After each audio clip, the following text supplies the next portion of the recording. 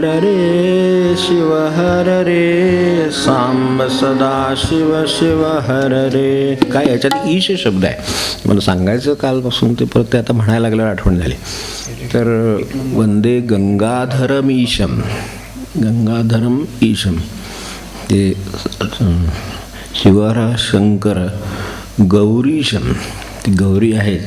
ईश शब्द दुसरा आहे म्हणजे आपल्याला माहिती की ही ई मधली ईश मधली ई दुसरी आहे त्यामुळे ती कशातही मिसळली तरी ती दीर्घच होतं. त्या शब्दाचं कशातही मिसळलं गिरीश हे कसले कशालाही तुम्ही लावलं तरी ते तसं होणार. त्यामुळे त्यातला ईश शब्द असल्यामुळे तो कुठल्याही मागच्या शब्दात कशालाही ईश म्हणायला गेलं गिरीला ईश म्हणायला गेलं की गिरीश होणार. गिरीश लिरी पहिली कधीच असणार नाही कारण ईशच शब्द मुळात दुसरा आहे. पहिली ई असली आणि दुसऱ्यातली ई मिसळली तरी दोन होतात त्यामुळे दीर्घ होते. पहिलीच असली आणि दुसरी ईशच असलं तर प्रश्नच येत नाही. ते काही असलं तरी दीर्घच होतं आपल्या व्याकरणाचं. तर तसं इथं ते जे आत्ता शब्द आहे तो शिवहर शंकर आणि गौरीशम त्याच गौरीचं स्मरण केलेलं आहे. तर ते गौरीतला शब्द अगदी संस्कृतप्रमाणे पहिला असला तरी ईश मिसळल्यामुळे तो गौरीशम झाला. आणि इकडे गंगाधरम ईशम असं आहे. ते काय होतं धरणी शब्द माहिती असल्यामुळे धरणीशम वाटण्याची शक्यता असते. त्यातला श नाही आहे तो श नाहीच तो ईश आहे ना. तेव्हा गंगाधर हाच मुळात शब्द मुळात समासिक आहे.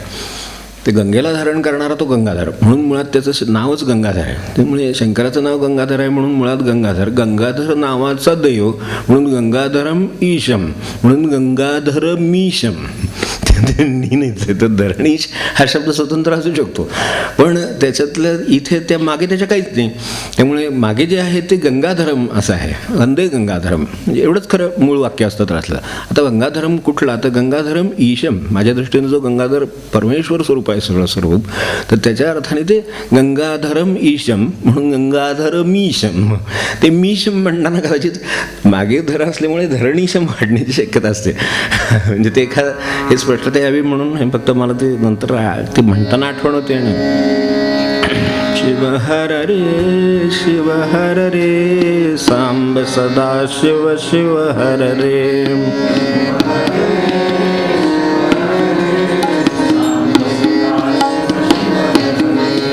शिव हर रे सांब सदा शिव शिव हर रे.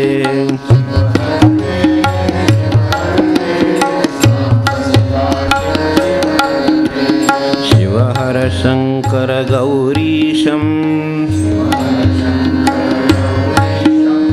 शिवहर शंकर गौरीशम वंदे गंगाधरमीशम वंदे गंगाधरमीशम.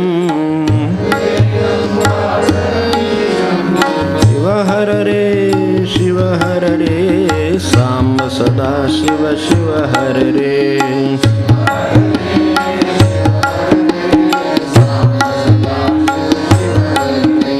शिव हर रे सांब सदा शिव शिव हर रे.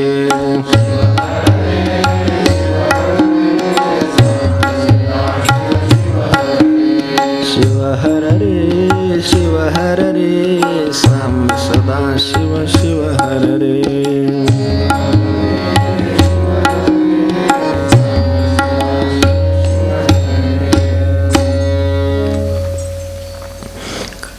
वेळेचा अभाव तर आपण म्हणत बसू पुढे किंवा तरी असं नुसतंच म्हणत बसू झालं काहीतरी ते बरं असते. हे प्राथमिक हे आहे कामं.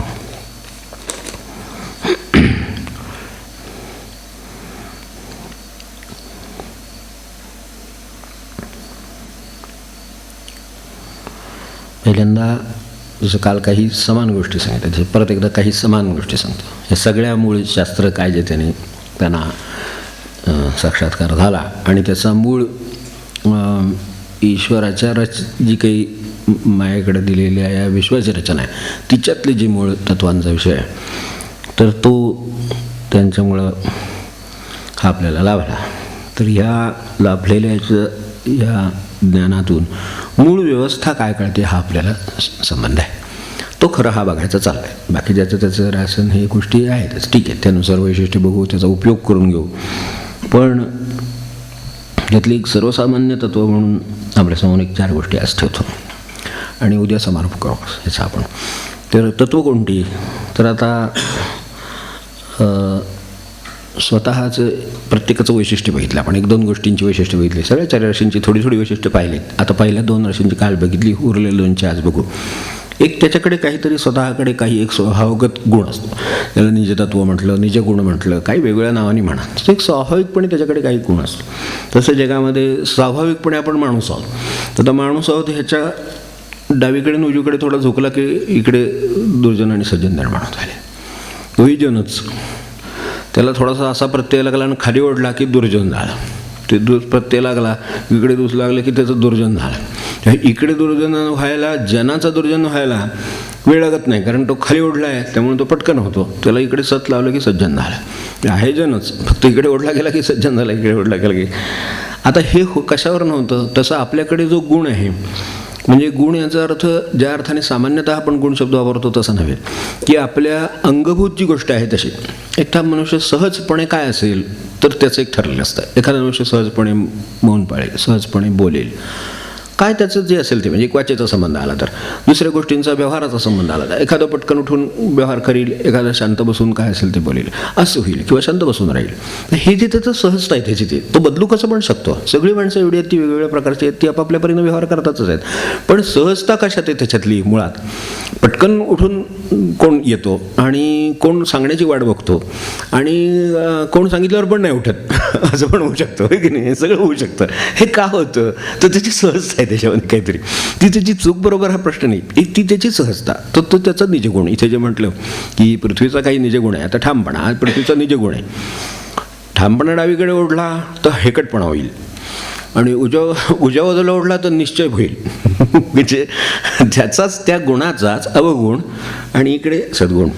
हा कसा होतो? कुठलंही कार्य सिद्ध करायला निश्चयात्मकता लागते. हे कार्य होणारच त्याच्याकडनं, कार्यमच करायचं ठरलं आहे. पण तो समजा ह्या तत्वाचा माणूस आहे तर तो त्याचा एक तत्वाचा ठामपणा हा त्याचा गुण आहे.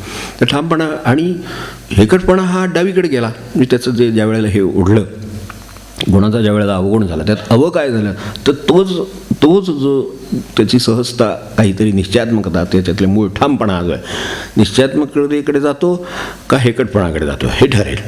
तर त्यात मूळ ठामपणा, तर त्याची सहजता, त्या सहजतेचं रूपांतर निश्चयात्मकतेकडे होतं, किंवा कदाचित हेकटपणा आपण म्हणतो की जी गोष्ट चुकीची आहे ती लावून धरणे, अशा तऱ्हेच्या त्याला स्वभावाला हेकट म्हणतो आपण इकडे.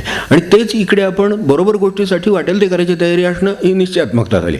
तो ते सोडत नाही, तर ती गोष्ट बरोबर आहे आणि त्यासाठी ते करतो. आपण साधनेसाठी जे महाराज म्हणतात की तेवढी तरी बुद्धी निश्चयात्मक व्हायला पाहिजे ना, तर तो मनुष्याकडून साधन होईल. काय त्यांनी समजा काही एक जप करायचं ठरवलं, 10,000 जप झाल्याशिवाय मी हे आज झोपणार नाही, हे जे आहे ही निश्चयात्मकता आहे, ती सद्गुणामध्ये गेली इकडे लगेच.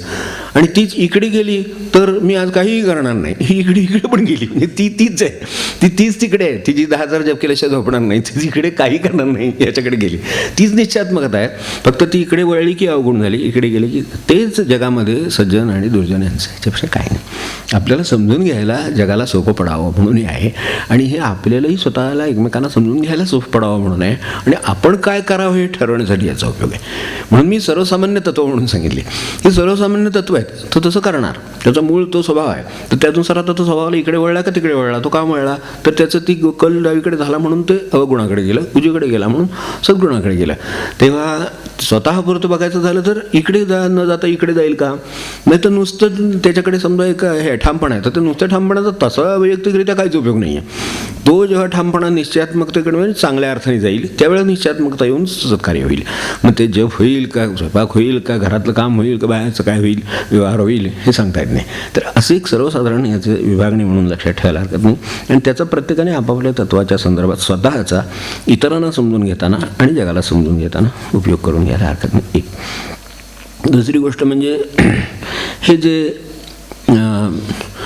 काल आपण बळीराजाचं म्हटलं, पाताळाचं वगैरे वगैरे, त्यात ते तिसरं पाऊल ठेवलं आणि भूमी मागितली, आणि शेवटी आता भूमी राहिली नाही, शेवटी पाताळात. किंवा स्वर्ग पृथ्वी पाताळ असं म्हणा, किंवा काय आपण तिन्ही लोक म्हणा, वाटलं तर स्वर्ग म्हणा, भूमी म्हणा, नरक म्हणा, काय म्हणायचं त्याला ते म्हणा. तर पाताळ हे जे ह्या ज्या 3 कल्पना म्हणल्या, ह्या तीन कल्पना म्हणण्यापेक्षा अनुभवायला येणाऱ्या 3 स्थिती आहेत. एक लक्षात ठेवा, स्वर्ग म्हणजे काय ह्याच्या कल्पना खूप करून ठेवलेल्या आहेत. कीर्तनकाराकडे गेलं तर स्वर्गाविषयी एक 25 उदाहरणं आणि गोष्टी सांगतील. त्या पुराणातल्या असतील, कशातल्या असतील, ते सगळं समजण्यासाठी सोपं केलेलं असतं.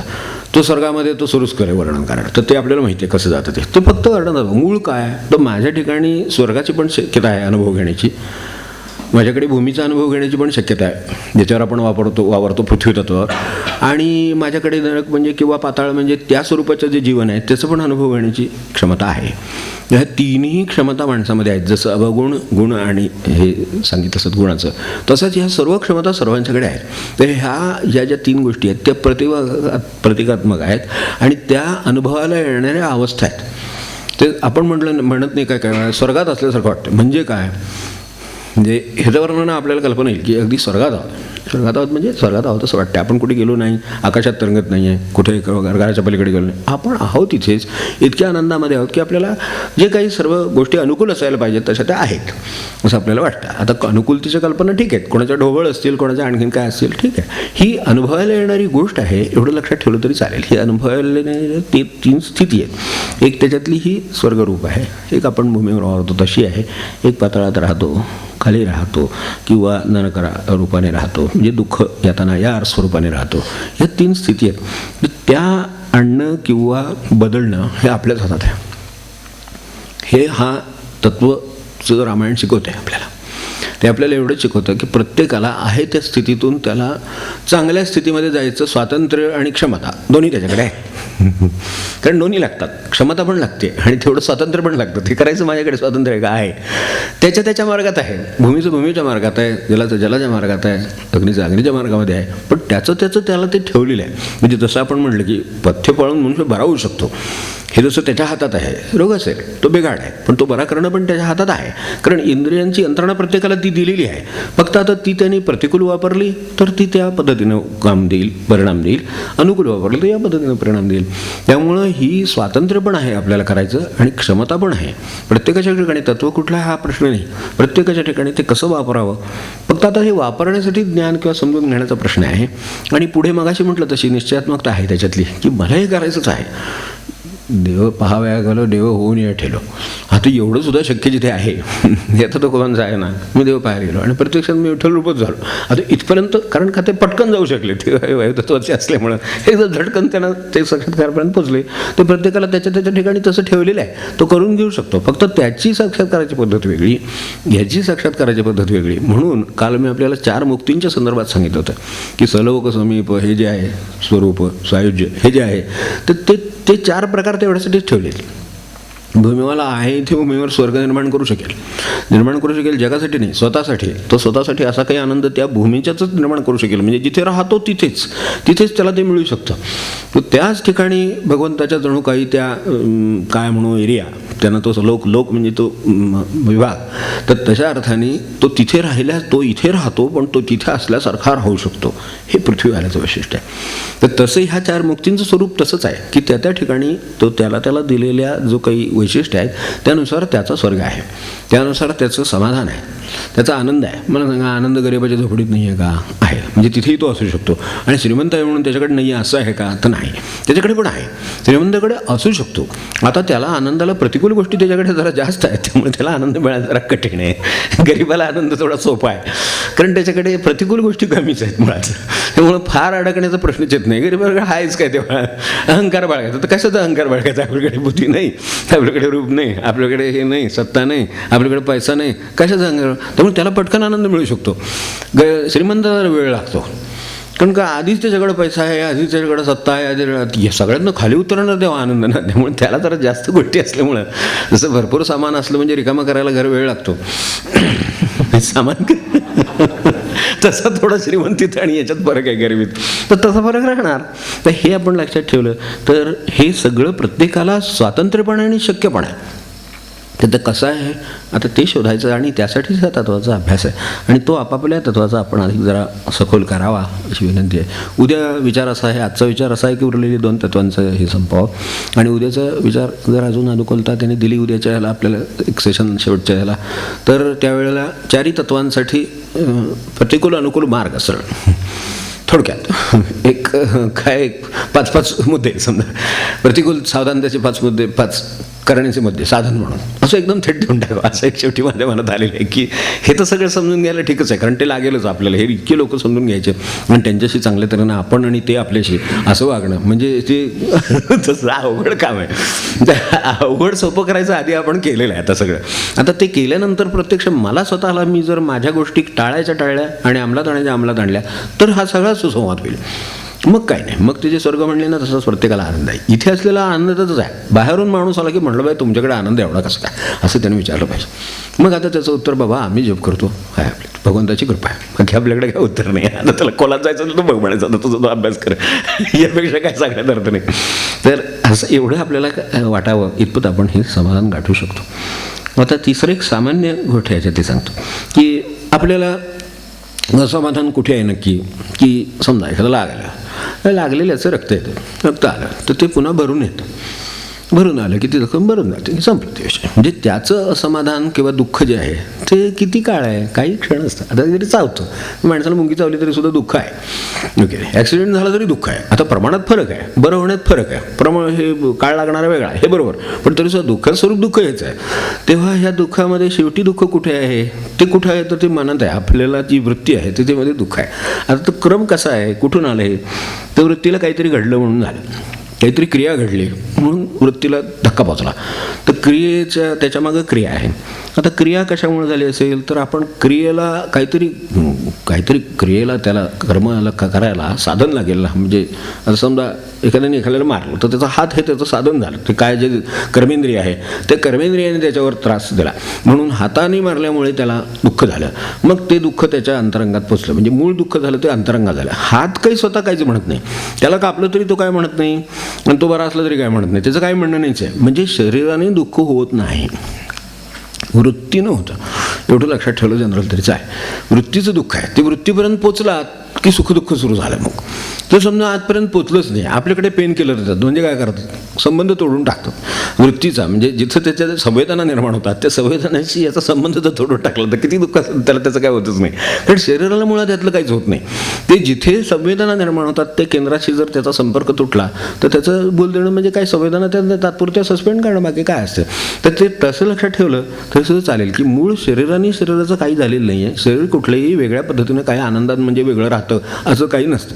शरीराला कापलं तरी तेच शरीर, बरं झालं तरी तेच शरीर, तर जखम भरून आली तरी तेच शरीर. शरीराचा काय संबंध नाही. त्याच्यानंतर दुःख मात्र आधी पण असेल, ते स्वस्ताना पण असेल, जखम भरून आली तरी दुःख असेल, ते मारलेल्याचं सुद्धा ते कोणी मारलं त्याचं दुःख असेल, कोणाकडनं अपमान झालं त्याचं दुःख असेल. हे काय मारण्यावर नाही, एखाद्या शब्दाचं सुद्धा दुःख माणसाला वास्तविक शब्द गेला निघून वाऱ्यावर. शब्द म्हणजे वापोडे पोकळ वारा, तसं आहे. शब्द वापोडे पोकळ वारा, पण ते वाऱ्याचा तो परिणाम तिकडे आहे ना, तिथे वृत्तीमध्ये तो पोचल्यामुळे ते तिथे त्याचं सुखदुःख आहे. शरीराला सुखदुःख शब्दांना काय, त्या शरीराला थोडं लागतं. इथे काही शब्द एखादा वापरला म्हणजे नाही लागत. म्हणजे शरीर सुखदुःख भोगता असं आपल्याला वाटतं, पण तशा अर्थात नाही. वृत्ती नव्हतं तर वृत्तीला कारण त्याची क्रिया, क्रियेला कारण त्याच्यामागं काहीतरी असलं पाहिजे. हे क्रिया कारण आपण आकारात आलो हे त्याचं मूळ कारण. आकारात याचं कारण काय, आकार आलाय म्हणून हे शब्दसुद्धा आले आकार आला म्हणून. आता घशाला आकार आहे, त्यातून विशिष्ट पद्धतीनं वायू गेल्यानंतर त्याचा विशिष्ट आकार, त्याचा शब्द आणि मग त्याची आकृती आणि एकमेकांना कळणारा अर्थ हे समान असलं की दुःख दुःख होतं. कानडीत शिवी दिली आपल्याला काय कळत नाही, हे कळत असेल कोणाला तरी पण सांगतो काय समजा पंजाबीत दिली आपल्याला काय फरक पडतो. तर ते आपल्याला नाही कळत असलं तर काही सुखदुःख नाही. म्हणजे ह्याच आकाराचं सुखदुःख केव्हा, जेव्हा त्याच्यातली तीच समानता येते अर्थाची, त्यावेळेला सुखदुःखाचा प्रश्न येतो. त्यामुळे हे आकाराने येणारी गोष्ट आहे. म्हणजे त्याच्याही मूळ मागे गेलं तर आकार आहे. त्यामुळे तो जो मूळ त्याच्यातला जो पृथ्वीचा आकार आहे ना, तिथून सुखदुःखाची सुरुवात झालेली आहे खरं सांगत. कारण आकारात आलो, ते वरून खाली आलो तेव्हा आकाराची सुरुवात झाली आणि इकडून पुन्हा वर मकारातून वर ओंकारातून तिकडे जाणार टिंबाकडे, तेव्हा सुखदुःख काही नाही. आता कारण संपर्कच तोडलेले आहे. आपल्याकडे शॉक बसतो त्यावेळेला पहिल्यांदा म्हणतात डिस्कनेक्ट करा. शॉक लागत असेल इथे समजा, तर पहिली गोष्ट आधी तोडून टाका. म्हणजे ते तोडल्यानंतर आता इथं काही शॉक नाही. वीज आहे बरोबर आहे, पण जर ती डिस्कनेक्ट झालेलं असेल, तिकडे केलेलं असेल, तर तिचा शॉक लागत नाही. तर तसा आपल्याला हा जो शॉक लागतोय तो आकारात आल्यामुळे लागतोय. त्यामुळे तसं काही काळजी करू नका, सगळेच आकारात आलेले आहेत. आपण सगळेच आकारात आलेले आहोत, म्हणून सुखदुःखाचा प्रश्न आहे. त्यामुळे आकारात आल्याचं सुखदुःख आहे, देहाचं म्हणून वेगळं नाही. आकारात आलो आहोत, ते देहाच्या रूपाने दिसतो एकमेकांना, पण मुळात आपण आकाराला आलेले आहोत. आणि आकारण कशात आलेले आहोत? देहाचं का नाही म्हणतो? एका बाजूला आकार म्हटलं आणि एका बाजूला देहाचं नाही म्हटलं. ह्याची शंका राहू नये म्हणून परत सांगतो की आकारात येणं आणि देहाचं सुखदुःख नसणं ह्या दोन गोष्टी वेगळ्या आहेत. आपल्या लक्षात आलं ना? आकार याचा अर्थ आज जे काही वासनेचं निर्माण झालेले आहे ते, त्याच्यामुळे आकार आलेला आहे. हा नाहीतर आकाराला आता म्हणजे पुन्हा जन्म नाही असं जे काय आहे ते काय नाही म्हणजे नाही म्हणजे हेच की आता वासना संपल्या, त्यामुळे त्याचं काही राहिलेलं नाही आता. तर ते संपल्यानंतर मग सुखदुःख पण नाही. ते आकारात येणं म्हणजे वासना देहाला साध्या देहाचं स्वरूप प्राप्त होणं. आणि साध्या देहाचं स्वरूप तर सगळे देह आपापल्या परीने उत्तमच आहेत. मग देहांचं सुखदुःख आहे का? तर नाही. त्याच्यात जे आत आलंय आकाराला, म्हणजे जो वासना देह जो आता इथे प्रत्यक्ष झाला आता तयार, त्याचं सुखदुःख आहे. म्हणून काही ना एखाद्या गोष्टीचं दुःख होतं, त्याच गोष्टीचं दुसऱ्याला काहीच वाटत नाही. काल म्हणलं नाही का की काय पैशाचं आहे, ह्याचं आहे, समजा मानाचं आहे. एखाद्याला मानाचं काय, तो म्हणतो मान कशाचं त्याच्यात, म्हणजे काय नाहीच त्याच्या दिवशी मान आहे. असं कसं चालेल? साधा मान आपल्या खुर्चीने पुढे केली, साधं हे नाही कडून विचारलं नाही, कार्यक्रमात गेलं तर असं जे होतं का नाही ते त्या कोणाला होतं? शरीराला थोडंच काय फरक आहे. शरीराला काय इथे बसायचं तिथे बसायचं, बरं ठीक आहे पुढे बसायचं, ते मागे बसलो पुढे बसलो, त्यात काय फरक आहे? असं एखाद्याला त्याबद्दल वाटतं. एखाद्याला वाटतं ते पुढे होते आणि मी मागे. अरे बापरे, म्हणजे आता ते कोणाला वाटते? शरीराचा काय बसण्याबद्दल फरक आहे का? त्याचा बसण्याच्याबद्दल फरक नाही, पण तो पुढे मागे असला आणि मला मागे असलं, मी 5व्या रांगेत होतो ते पहिल्या रांगेत होते, हे जे काय आहे हे कोणाचं आहे? त्या आतल्याच आहे, ज्याला आकार प्राप्त झाला त्या वासनेला. तिची इच्छा आहे. हे आपल्या कन्या राशीच्या लोकांचं जे आहे ना, किंवा कन्या म्हणण्यापेक्षा हे जी जलतत्वाचे लोक आहेत ना, त्यांच्यात ते मुळात पुढं आहेच त्यांच्यात ते. तर ते जे पुढं करण्याची क्षमता पण त्यांच्याकडे असते आणि ते करू पण शकतात. तर ते त्यांना नाही जमलं तर त्यांना त्रास होतो थोडासा. असं एक त्यांच्या मूळ तत्वाचा एक गुण आहे तो. त्याच्यात त्यांचं काही नाही, पण ते करतात आणि त्यांनी करावं, कारण त्याच्यामुळे काही कार्य होतात. हे पण आहे, कारण मनुष्य पुढे झाल्याशिवाय काम होत नाही, हे पण तितकंच खरं आहे. तर त्यामुळे ते त्यांचा गुणधर्म आहे तो. तर त्या मूळ वासनाचं त्याचं राहिलेलं असतं, म्हणून त्याला त्या वर्गात पाठवलेलं आहे. त्याला त्या तिथे जलतत्वात का पाठवला? तर त्याच्या पुढे हे सगळं पुढे त्याच्या हातून व्हायचं आहे, कारण त्याच्या हातून ते होणार आणि त्याच्या हातूनच होणार, तर दुसऱ्याच्या हातून पण होणार नाही. फक्त आता ते त्याने स्वतःला लावून घेतलं तर तीच वासना वर्धिष्णू होईल. आणि समजा त्यांनी लक्षात ठेवलं की आपल्याला ह्या वासनेत त्रास होण्याची शक्यता आहे, पुन्हा आपल्याला जलतत्वातच फेकून दिलं जाईल, हे लक्षात आलं तर तो मुक्त झाला, सुटला. कारण त्याला कळलं, उलगडा झाला आपल्याला कशाने अडकलो होतं ते. आता अडकलं तर ते काम करावं भगवंताचं आणि सोडून द्यावं सगळं. ते सोडून दिलं की ते सुटला. म्हणजे त्यातच त्याची मुक्ती आणि त्यातच त्याचं बंधन हे जे आहे ते अशा पद्धतीचं आहे. त्यामुळे चाललं होतं आपलं असं की क्रियेला आपण आकारातनं म्हणजे आकारात आलो म्हणून तो वर्ण जो आला तो आकार म्हणून सर्वांना ध्यान त्याचं सांगितलेलं आहे. मी जो आकारात आलेलो आहे, काहीतरी अडकलं, काहीतरी राहिलं, काहीतरी भोग प्रारब्ध काय कर्माचे परिणाम म्हणा, वासना म्हणा, काहीतरी शिल्लक राहिलं म्हणून आलो. तर तिथून मी इथे आलेलो आहे. आता मी यातून प्रवास करणार, इकडून इकडे जाणार. ध्वनीच्या नादाच्या कशाच्या तरी भगवंताचे जे मार्ग आहेत वेगवेगळे, जसं म्हटलं की वरून आले त्यांना पहिल्यांदा कर्ममार्ग आहे.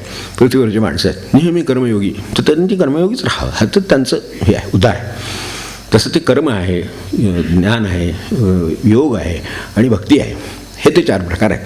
ते तसे का आहेत? तर ते त्यानुसार त्याला मुक्तीचा मार्ग ठेवलेला आहे तर तो म्हणून पृथ्वीचा जो वर्ग आलेला माणूस आहे तो समजा त्या कर्ममार्गात राहील, सतत कर्म, पण त्याच्यात निरपेक्ष आणि निष्काम असं जो त्याचं जमलं तर गणित जमलं त्याचं. म्हणून म्हटलं ना इकडे अवगुण तिकडे ते सांगितलं तसं ते जवळच आहे, फक्त एक डावीकडे उजवीकडे मध्ये तो ठेवलेला आहे त्याला. तसा प्रत्येक तत्वामध्ये त्याला ठेवलेला आहे.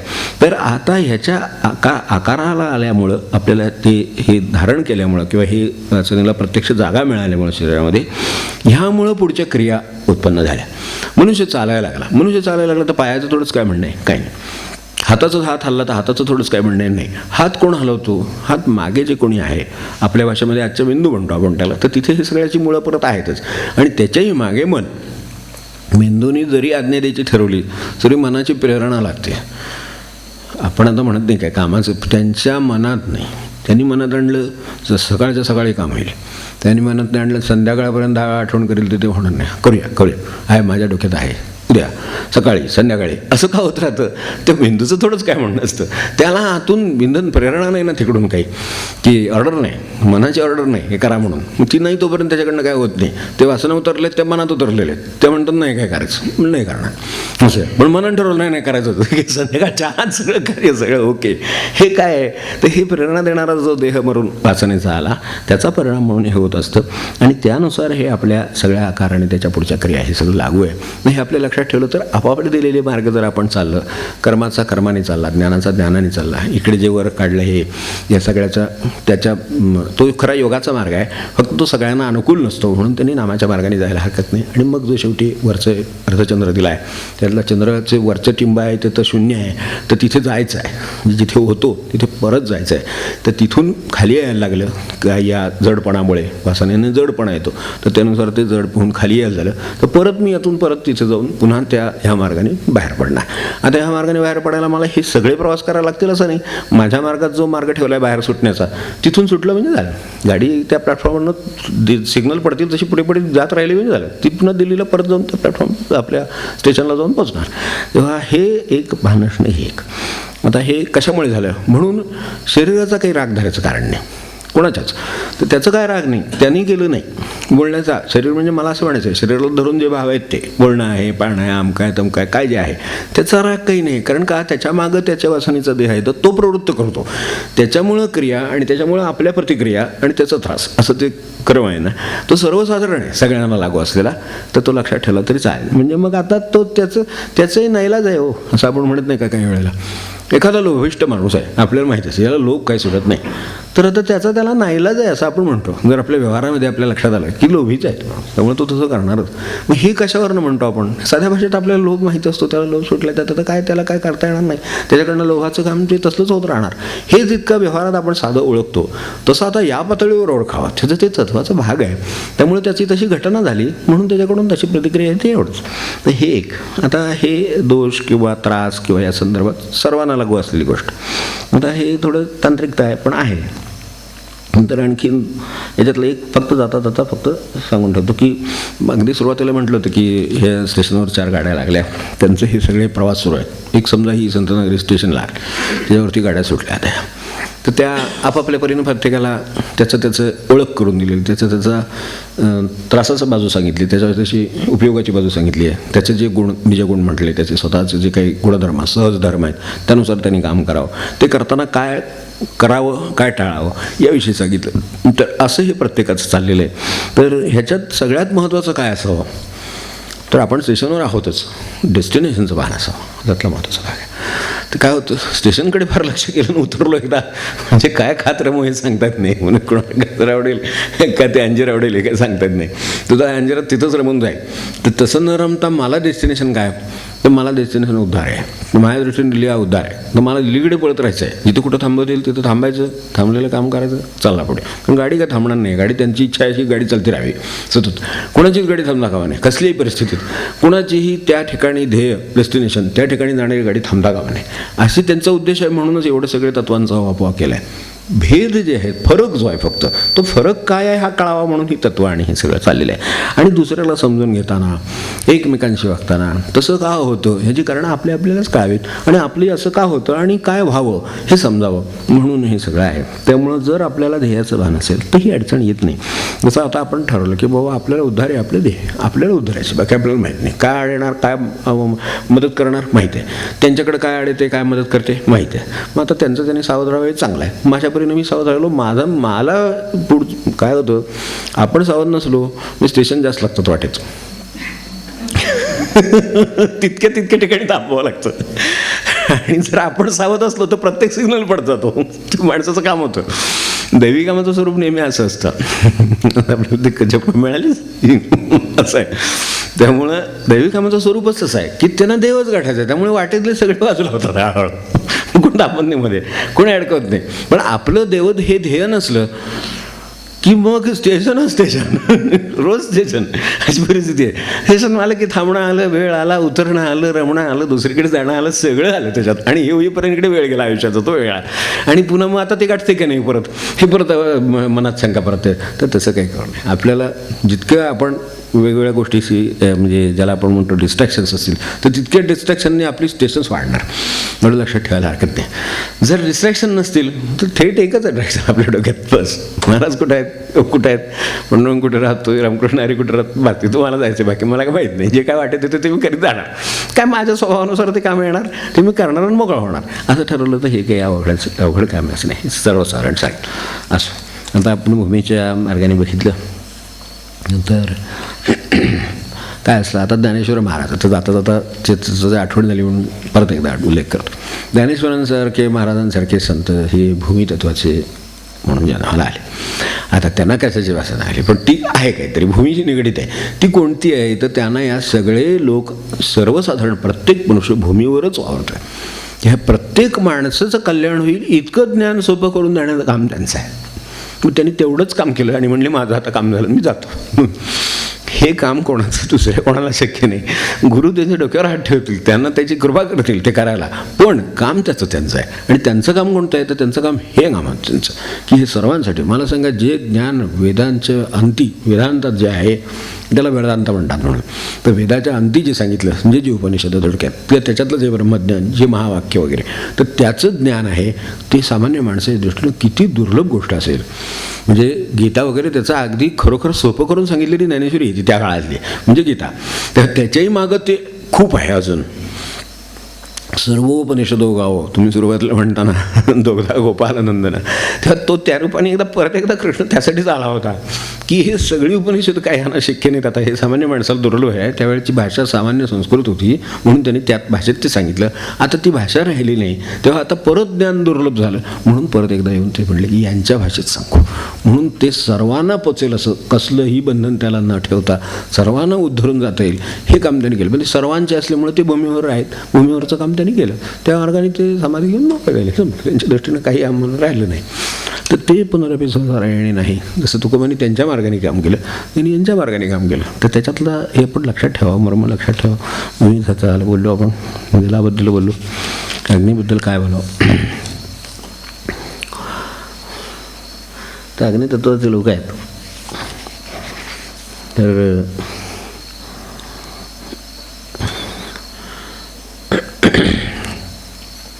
स्वाभाविकपणे त्यांच्या ठिकाणी ते जे असतंच डोळ्यात सुद्धा जाणवतं माणसांच्या, तर तसं डोळ्यात तेच जाणवतं. त्यांचं स्वतःचं निजगुण किंवा तत्त्व जे सांगितलं त्याप्रमाणे रक्षण हे त्यांचा गुणधर्म आहे. अग्नी जर प्रदीप्त झालेला असेल तर रक्षणाची वेगळी काळजी करायचं कारण नाही. आपण पाहिलं असेल तर रानात ज्यांनी मुक्काम वगैरे केलेले असतील तर रात्री शेकोटी पेटवून ठेवायची, म्हणजे जनावरांची भीती नाही. रात्रीचे आले रांडुकराला, अमकाला तमकाला, हे जे सगळे आहेत अगदी सिंहापासून, ते सुद्धा त्याला घाबरून असतात. आणि अग्नी दिसतोय याचा अर्थ काहीतरी गडबड आहे. म्हणजे हे सिंहाला कळतं, मला विशेष वाटतं, वाघाला कळतं, सापाला कळतं, सगळ्यांना कळतं, रानडुकराला कळतं. म्हणजे त्याचं काय सामर्थ्य असेल तर त्याचं जे प्रदीप्तपण आहे तेच त्याचं काम आहे. आणि त्याच्यातच रक्षण करीत असतो सगळ्यांचा. त्याला वेगळं काही करावंच लागत नाही. तो प्रदीप्त असला म्हणजे रक्षणच करीत असतो सगळं. तर हे त्याचा स्वतःचा एक सहजपणे असलेला गुणधर्म आहे. तर त्याचे काही गुणधर्म आहेत, तर त्यानुसार तेजाचा जसा हा एक गुणधर्म आहे तसा तेजाचं हे पण आहे की तेज जर समजा प्रदीप्त नसलं तर सिंहच काय उंदीर सुद्धा तिथून निघून जाईल. तुम्हाला माहीतच आहे. उंदीर पण काय करत नाही, कारण ते काय करत नाही म्हणल्यावर उंदीर पण काय करत नाही. तर ती पण शक्यता आहे. म्हणजे त्यांना तो अग्नी ज्या अर्थाने, सात्विक अर्थाने अग्नी जो प्रदीप्त आहे तो तसाच्या तसा साधनेने त्यांना प्रदीप्त ठेवला पाहिजे. तर हे सगळं त्यांचं कार्य त्यांना करता येईल. तर हे एक त्याच्यातला भाग. दुसरं त्यांचे जे गुणधर्म आहेत जसे आपल्या बाबांनी सांगितलं तसं एक नीटनेटकेपणाची त्यांना एक आवड असते. म्हणून नीटनेटकं असलं पाहिजे. ते अग्नितत्वाचे लोक असल्यामुळं बाह्यांगाला हे असतात तसे, म्हणजे त्या बाबतीत पर्टिक्युलर असतात. जे त्यांची वस्त्र म्हणा, त्यांची आवडी म्हणा किंवा त्यांचं ते नीटनेटकेपणा म्हणा. आता पृथ्वी तत्वाचा मनुष्य आहे, त्याचे दर्शन काय, कसला काय ड्रेस असेल, फिरायला जायचं चाल, आणि त्यात तो फरक असतो. परत तोही पण सांगतो काय असतं ते. ह्यांचं म्हणलं की पटकन आवरून येते म्हणणार. ते पटकनावरून यायचं का असतं त्यांना, तर ते पटकनावरून, कारण त्यांना मुळात नीटनेटकेपणाची आवड आहे. हा प्रत्येकाच्या राशीनुसार पुन्हा बारीकसारी फरक असतो, त्यात पुन्हा 3 राशी आहेतच, या वृश्चिक धनु हे सगळे लोक आहेतच त्याच्यात. पण तरीसुद्धा एक स्वाभाविकपणे ह्या लोकांच्या ठिकाणी एक नीटनेटकेपणा म्हणा, वस्त्रांचं म्हणा, या सगळ्याची एक आवडी त्यांच्या खास असतात. सर्वसाधारणपणे त्यांची शरीर प्रकृती उत्तम असते. अग्नितत्वाच्या माणसाला शरीराच्या बाबतीत फार त्रासाचा जो विषय आहे तो खरं नसतो. आता होतं काय, अग्नी प्रदीप्त झाला म्हणजे रक्षण करावयाची संताप येतो. संतापाने त्यांची प्रकृती बिघडते. हे प्रत्येकाचं काही एक वैशिष्ट्य आहे. तो संताप झाला, डोकं सहन होत नाही अग्निवाल्याला, ते सहन होत नाही, त्यामुळे त्याला त्रास होतो. खरं सांगायचं तर त्याची आपली प्रकृती ही आहे हे जर त्यांनी लक्षात ठेवलं, आणि समजा त्याच्या अगेन्स्ट काहीतरी करावं लागतं ना. आता तहान लागल्यावर मनुष्य पाणी पितो, तसं अग्निवाल्याने काहीतरी केलं पाहिजे. थोडा अग्नी थोडा कमी राहील अशा पद्धतीनं, किंवा प्रमाणात राहील, किंवा गरजेपुरता राहील, असं जर ते राहिले तर त्यांना त्या अग्नीचा त्रास नाही होणार. पण धडधाड व्हायला लागलं की मग ते डोकं होतं, आणि त्यामुळे मग तो सगळ्या बाकीच्या प्रकृतीवर परिणाम होतो. तेव्हा अग्नीचं विकार जर काय असेल तर त्यांचं त्याच्यावरचं नियंत्रण अग्नीवरचं नसलं तर मात्र त्यांना स्वतःलाच त्याचा त्रास व्हायला सुरुवात होते, मग ते बाकीच्यांना पण त्रास द्यायचा तसा. तर तसं होऊ शकतं. तर हे सगळं शरीर प्रकृतीची खरं तर बेसिक म्हटलं तर त्यांना साथ आहे. त्यांनी कुठलीही शरीराची काळजी करायचं कारण नाही, त्यांना साथ मिळणार. साधारणत एक गौरवर्ण म्हणा किंवा एक रूपाचा भाग म्हणा हा त्यांच्याकडे असतो, आणि त्यांना त्या रूपाची आवड पण असते. त्यांच्या बाबतीत रूपाला, स्पर्शाला सावध राहा असं सांगितलेलं आहे. तर त्यांनी स्पर्शाला सावधान असावं, नाही तर ती त्यांना घातक, किंवा म्हणजे तोच स्पर्श त्यांना 2 आहे. अग्नी हा ऊर्ध्वगामी आहे, सहजपणे तो वरती जात असतो. त्यांना या बाबतीत जरा सावध राहावं लागतं की सहजपणे भडकण्याची प्रवृत्ती अग्नीच्या ठिकाणी सहज आहे.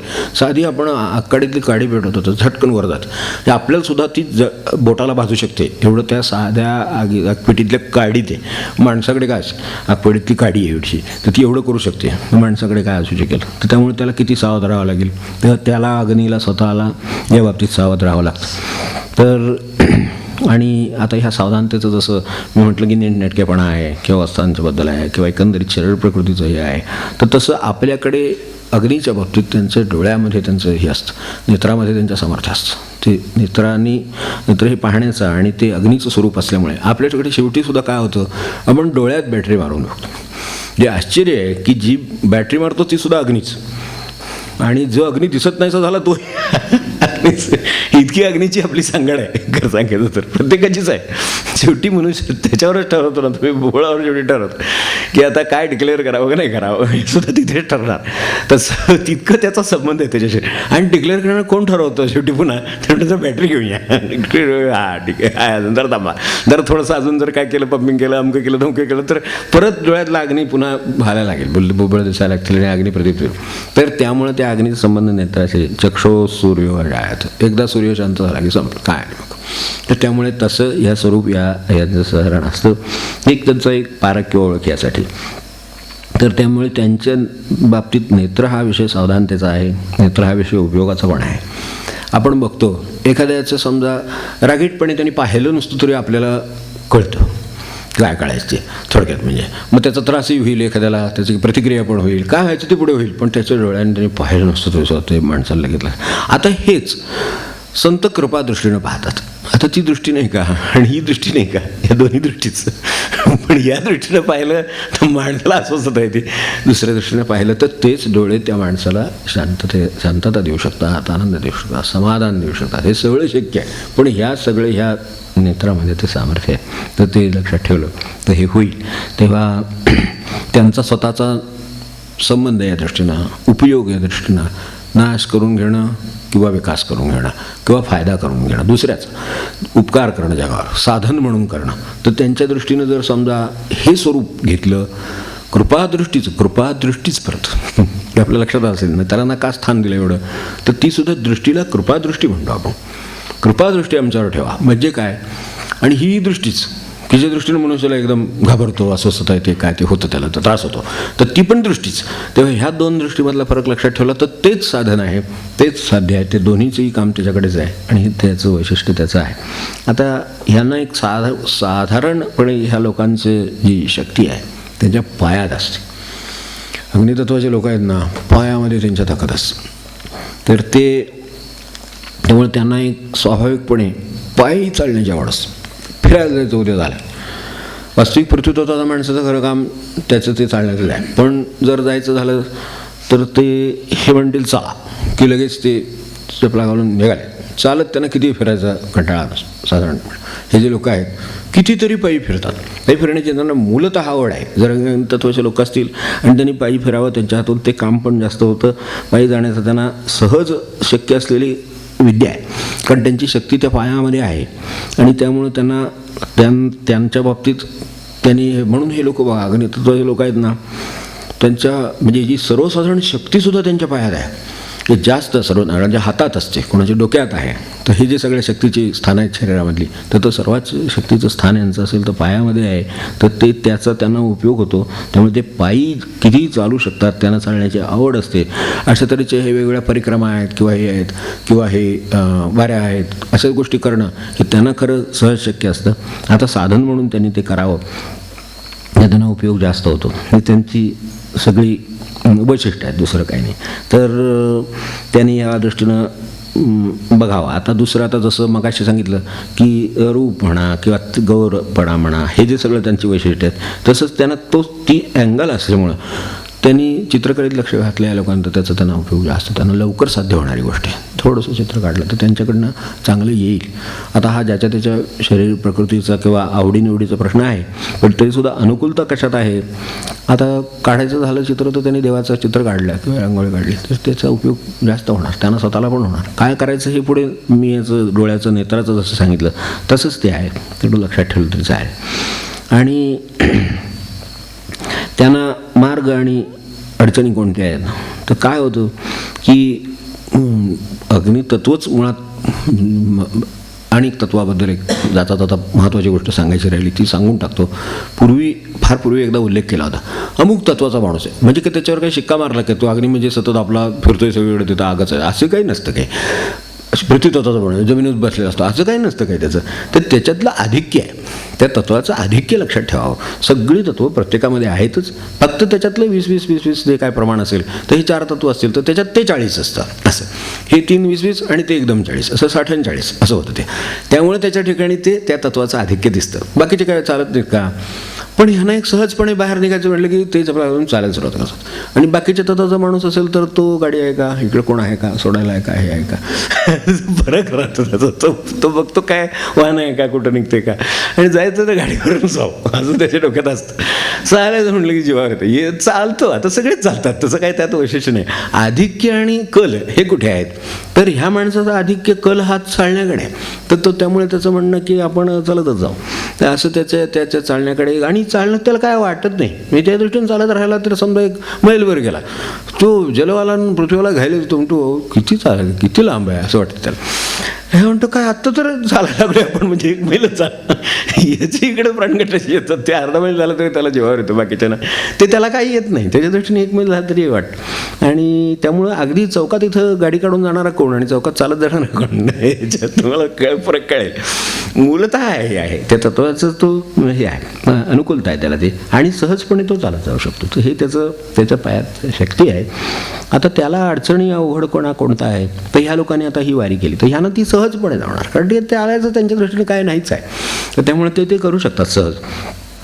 आता ह्यात जे मगाशी चित्रकलेचं जसं सांगितलं तसं ह्या सगळ्या गोष्टींचा उपयोग आता आपल्याला इकडे करून घ्यायचा आणि अडचणी कुठे आहेत तेवढं बघायचं. अडचणी कुठे आहेत, तर आता सहजतेनं अग्नी पेटत असल्यामुळं तर त्यांची चिडचिड होते. ती चिडचिड आवरणं हे अवघड काम आहे. म्हणजे त्यांची चिडचिड रास्त आहे का कसं आहे ते आता बघावं लागतं, ते त्यांनी बघावं.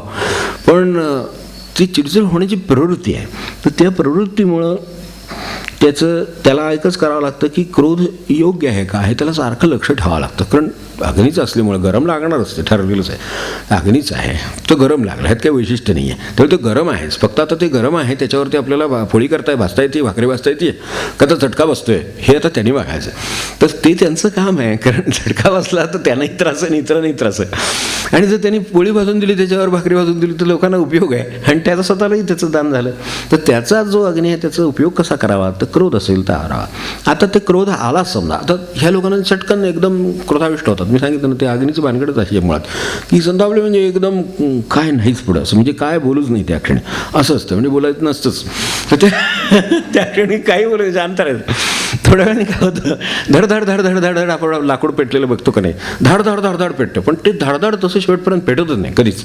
बघा तुम्ही कधी लाकूड शेवट पेटून धाड धाड धाड गेले का, असं कधी होत नाही. ते निम्म धाडधाड पेटते, त्याचं ते झाड चिवटीवर का कोळसा होतो, शिल्लक राहतं, अजून पेटायचं शिल्लकच राहतं, कारण ते पुन्हा पेटायचं परत.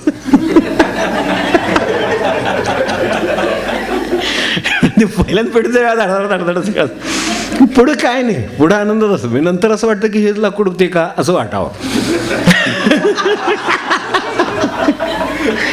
काय करणार आहे असं आहे. बरं, ह्याचं तुम्ही ह्याच्यावर जाऊ नका की ह्याचं बाह्यांगात दिसेल असं, हे अंतरंगात पण असतं. अंतरंगात अशी माणसं एखाद्या वेळेला संतापलेलं बाहेर कळणार पण नाही असं पण असतं. अग्नीच तो अग्नीच शेवटी, त्याचं तो आपल्याला भासतं नाही ह्याच्यावर आपल्याला कळतो. बाहेर पेटलेलं दिसलं तर कळेल, पण नाही दिसलं तर तो आत पेटत नसतो असं समजायचं काय कारण नाही. त्याचा हात पेटत असतो, फक्त आता त्याचं स्वरूपच असं आहे मुळात की धडधड धड करणार. ते झालं की ते एकदम छान, मग काय नाही, मग पुन्हा ते पानात जातील, त्याचा प्रश्न नाही. तर ते हे सगळं म्हणजे कसं आहे, त्यांचं स्वरूप स्वभावच असं आहे. एक तर पेटलेले असतात, नाही ते एकदम भेटलेले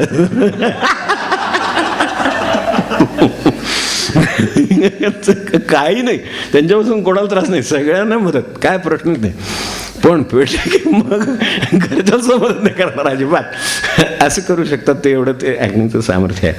तर आता त्यांनी आता क्रोध आला समजा, तर काय करावं, तर त्याच्यासाठी हा उपाय पारमार्थिक उपाय की कोणाचा तरी क्रोध काय, आता स्वतःचा माणसाला काय राग आला फार कमी होत, पण दुसऱ्याचा राग नाही जास्त, तर दुसऱ्याचा राग आला समजा, तर काय करावं, जो ज्याच्यावर आपण रागावतोय ते काहीतरी कारणाने रागावतो, तोही काहीतरी कारणाने वागला असेल, तर ते जे काय वागलं ते आपल्याला काही सगळं कारण कळलेलं नाही. एक दुसरी गोष्ट म्हणजे त्याच्या ठिकाणी सुद्धा तोच परमेश्वर आहे जो माझ्या ठिकाणी आहे, जो आत्ता प्रदीप्त आहे. त्याच्या मागं कोण आहे, त्याच्या मागं भगवंत नसतं तर हे लाकूड सुद्धा पेटणार नाही, दुसरं लाकूड तसंच राहील.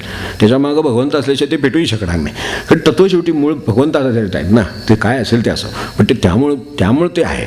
तर तोच भगवंत त्याच्या ठिकाणी जो रागाला कारणीभूत होतोय आत्ता, तो सुद्धा भगवंतच आहे. त्यामुळे तो भगवंताचं भान आलं त्या माणसांचा राग खाली येऊ शकेल. येणारा खाली आणायच्यासाठी त्याच्या ठिकाणचा भगवंत आणि त्याची ज्यामुळे आपल्याला राग येतो त्याचं जे कारण आहे, ते कारणाचं त्याच्याकडे काय कारण आहे ते आपल्याला माहीत नाही, हे लक्षात ठेवलं की ते खाली आलं. तर थोडंसं निदान आपण 10 अंक मोजावे म्हणतो ना, तसे ह्यांनी 10 अंक या 2 गोष्टीवर जर मोजले तर त्यांना त्याचा उपयोग होतो. आणि यामुळं त्यांचं क्रोध आटोक्यात असल्यामुळं त्यांचा स्वतःचा उद्धार होतो आणि होणारं नुकसान तरी टळतं. आणि नुकसान टळणं म्हणजे जसं आपण म्हणतो ना की फार मिळकत वाढवता येत नसेल तर खर्च कमी करावेत. व्यवहारात सांगतो की नाही आपण, ठीक आहे आपल्याला 4 पैसे जास्त मिळत आहेत त्यांना, म्हणजे खर्च आपण आटोक्यात ठेवू, तेवढे मिळवल्यासारखेच आहेत. मग 500 रुपये घालवायचे, जे 200 रुपयात घालूया, म्हणजे मग 300 रुपये आज मिळवल्यासारखे आहेत. तसं हे लोकांचं आहे, त्यांची जी शक्ती त्याच्यावरची जाणार आहे ती जर समजा क्रोधाची या रूपाने आवरली, समजा भगवंत आहे त्याचं काहीतरी कारण आहे, तर त्यामुळे हे होतं आहे ते आपल्याला माहीत नाही आहे किंवा कदाचित माहीत होण्याची शक्यता नाही आहे, असं असेल. हे जर सगळं जर एकदा लक्षात आलं तर ते कमी आल्यामुळे होणाऱ्या शक्तीचा व्यय वाचला. ती काय आहे शेवटी आपण आता सौर ऊर्जा आपण म्हणतो वरती बसवणार, हे सगळं करणार, ती साठवण्याची व्यवस्था असली तर उपयोग होतो. नाहीतर तसं काय आत्ता टाकी स्वतः तापते, दुपारी 2 वाजता आपल्याला गरम पाणी मिळतं की नाही ऑटोमॅटिक, काय वेगळा खर्च करायची गरजच नाही. सूर्य नाहीतरी ते सूर्य असेपर्यंतच मिळणार, तो नसताना पावसाळ्यात आपल्याला आहे तेच पाणी बाहेर काय ना हात काय उलटं ते आणि गार पडून आणि जास्त काय ते आपण बघतो थंडीत काय होतं ते पाण्याला हात लावत नाही, म्हणजे इतकं ते हे स्वरूप आहे. तर ती त्याची जी ऊर्जा आहे त्या ऊर्जेचा सूर्याच्या ऊर्जेचा ऱ्हास होत असला, त्याच्यावर जग चालत असलं तर सूर्याच्या ऊर्जेवर जग चालतं पण आणि सूर्याच्या ऊर्जेवर जग तापतं आणि त्याला भासतं पण. बाहेर सूर्याकडे बघणं शक्य नाही, म्हणून नेत्र सूर्याची संबंध येतो असंच आहे की त्याचं ध्यान सकाळच्या वेळी तर शक्य आहे, दुपार वेळी तर नजरसुद्धा लावणं सूर्याकडे शक्य नाही, हे त्याचे स्वरूप आहे. तर त्याचं छोटंसं स्वरूप आपल्याकडे आहे. त्यामुळे ते रागावले तर त्यांच्या मार्गात कोणी येऊ नये एवढं चांगलं इतरांसाठी म्हणतो. ते जर रागावलेले असतील तर त्या क्षणी काही मार्गात त्यांच्या कुठे येता कामा नये, कारण ती आता पेटलेल्या घडते धडाधडा काय कोणी येईल त्याच्यावर काय गाव पडेल अशी परिस्थिती असते. त्यामुळे आपण लक्षात ठेवून ते काम करावं काय करायचं. तर हे एक. आणि दुसरं गोष्टी की त्यानं जसं मगाशी म्हटलं तर त्यांना ह्या स्पर्शाचा विषय त्यांनी सांगितलं तो बरोबर आहे. तर त्यांचा स्पर्श कल्याण व्हावं म्हणून जर त्यांनी केला तर त्याचा उपयोग दुसऱ्याला होऊ शकतो, हे त्यांच्या स्पर्शामध्ये सामर्थ्य आहे, पण ते त्यांना जपून ते काम करावं लागतं. तर हे एक. आणि त्यांच्या आता ज्या आग्रह असतात किंवा तक्रारी असतात काय तर ते कशाबद्दल असतात तर खऱ्या खोट्याबद्दल असतात. त्यांचं म्हणणं खरं काय ते त्यांना पाहिजे असतं, काही झालं तरी खरं काय असं पाहिजे. मग ते त्यांनी खोटं सांगितलं तरी चालतं पण ते खरं आहे म्हणून सांगितलं ही त्यांची गंमत होती, त्याचं काही इलाज नाही त्याला काय. तर हे असं आहे. तर पैसे खाल्ले काय, चुका केल्या काय, काय केलं असेल ते सगळं केलं असेल तरी सुद्धा तर ते सगळं त्यांना ते खरं पाहिजे असं. आणि असंच याची म्हणजे वायू आल्याचं कसं तर पुढे वायू आला आहेच. तो म्हणतं काय ठीक आहे आपण असं करू, तुमचं माझ्यावर प्रेम आहे असं आपण गृहीत धरू, आपण पुढे जाऊ. असा प्रकार आहे. गृहीत धरून पुढे जाऊ. तो त्याला थांबायला सोडणे, तो वायू आहे, पडला की संपलं त्याचं, वायू वारा पडला. त्यामुळे त्याचं कार्यच तसं चालू असतं त्याचं. तो गृहीत धरतून पुढे जातो, गृहीत धरतो पुढे जातो, त्यातलं होतं काहीतरी आणि जातो पुढे. तर असं होत जातं त्याचं. तर हा म्हणतो नाही ते प्रेम आहे का नाही हे बघितल्याशिवाय तो पुढे नाही. काय असेल ते इथले काय कर अग्निवाल्याचं आहे तसं तसं एकदा त्याला ती खात्रीच लागते त्याच्याशिवाय नाही पुढे जाणार. तेव्हा ह्या लोकांना आता थोडक्यात आपल्याला सगळं घ्यायचं आहे, संपायचं आहे. तर त्या दृष्टीनं आणि अग्निवाल्याचं एक बराच अग्निवाला घरात आहे का नाही हे फारसं सांगावं लागत नाही सहसा.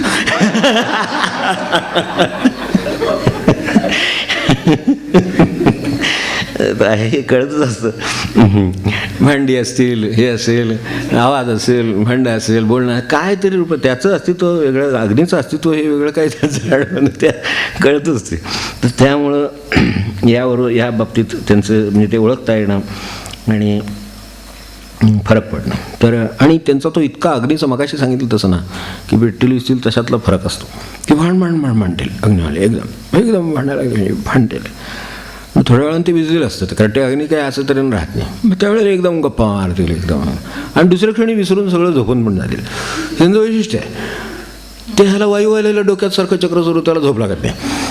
हे फरक राहतो. तो फरकच आहे तो मुळात. त्यामुळं त्याला झोप लागत नाही. त्याच्या दृष्टीनं सगळं संपलं असतं कारण ते अग्नी विजला की काय नाही तिथे ते लहान मुलसुद्धा त्याला बोट लावू शकतो की नाही. तर तसं आहे, इतका फरक त्याच्यात आहे. तो त्याचा स्वभावाचा फरक आहे असं लक्षात ठेवायचं. आणि असं एका क्षणात ते असं वागले ना असं वागले असं काय म्हणायचं नाही कारण ते मुळात जसं आहे अग्नीच असल्यामुळं ते तसं करेल. फक्त आता त्यांनी त्यांचं स्वतःचं हे बदलायचं ठरवलं तर त्यांना हे काढता आता पुढे जायचे मार्ग कोणते आहेत. तर ह्यांना खरं सांगायचं तर योगमार्गाचं हे आहे तर त्याचं सोपं स्वरूप सांगतो. योगमार्ग हा त्यांनी खरं चालावा असा मार्ग आहे खरं सांगायचं तर. म्हणजे आपले जे हे जे कर्म ज्ञान तसं योग आणि भक्ती असे 4 मार्ग आहेत. ते वरून जे आले आला ना तिथून तो कर्ममार्ग मग हा याचा मार्ग आला, ज्ञानाचा मार्ग आला. अग्निवाले आहेत त्यांनी ज्ञानात लक्ष घालावं. ते कुठलं तरी क्षेत्र मुळाशी जातील असे त्यांच्याकडे क्षमता आहे, त्यांना एकदम आकलन होऊ शकतं. त्यांचा मार्ग आहे. हे इकडून जे जाणारे लोक आहेत जे मकार मात्रा म्हटलं त्याच्यातली आहे तो ओंकारातला तो जो मकार आहे तर तिथे त्यांचा खरा योगमार्गाचं काम आहे. कारण तिथे एक मोठी ही आहे अवघड मार्ग आहे तो. म्हणूनच तो मकारसुद्धा अवघड आहे, नाही तर वळणसुद्धा अवघड आहे. 2-3 वळणं मिळून तो मार्ग होतो. त्यामुळे योगमार्ग हा अवघड आहे कारण त्याच्यामध्ये अनेक मार्गांचं एकत्रीकरण आधीच झालेलं आहे.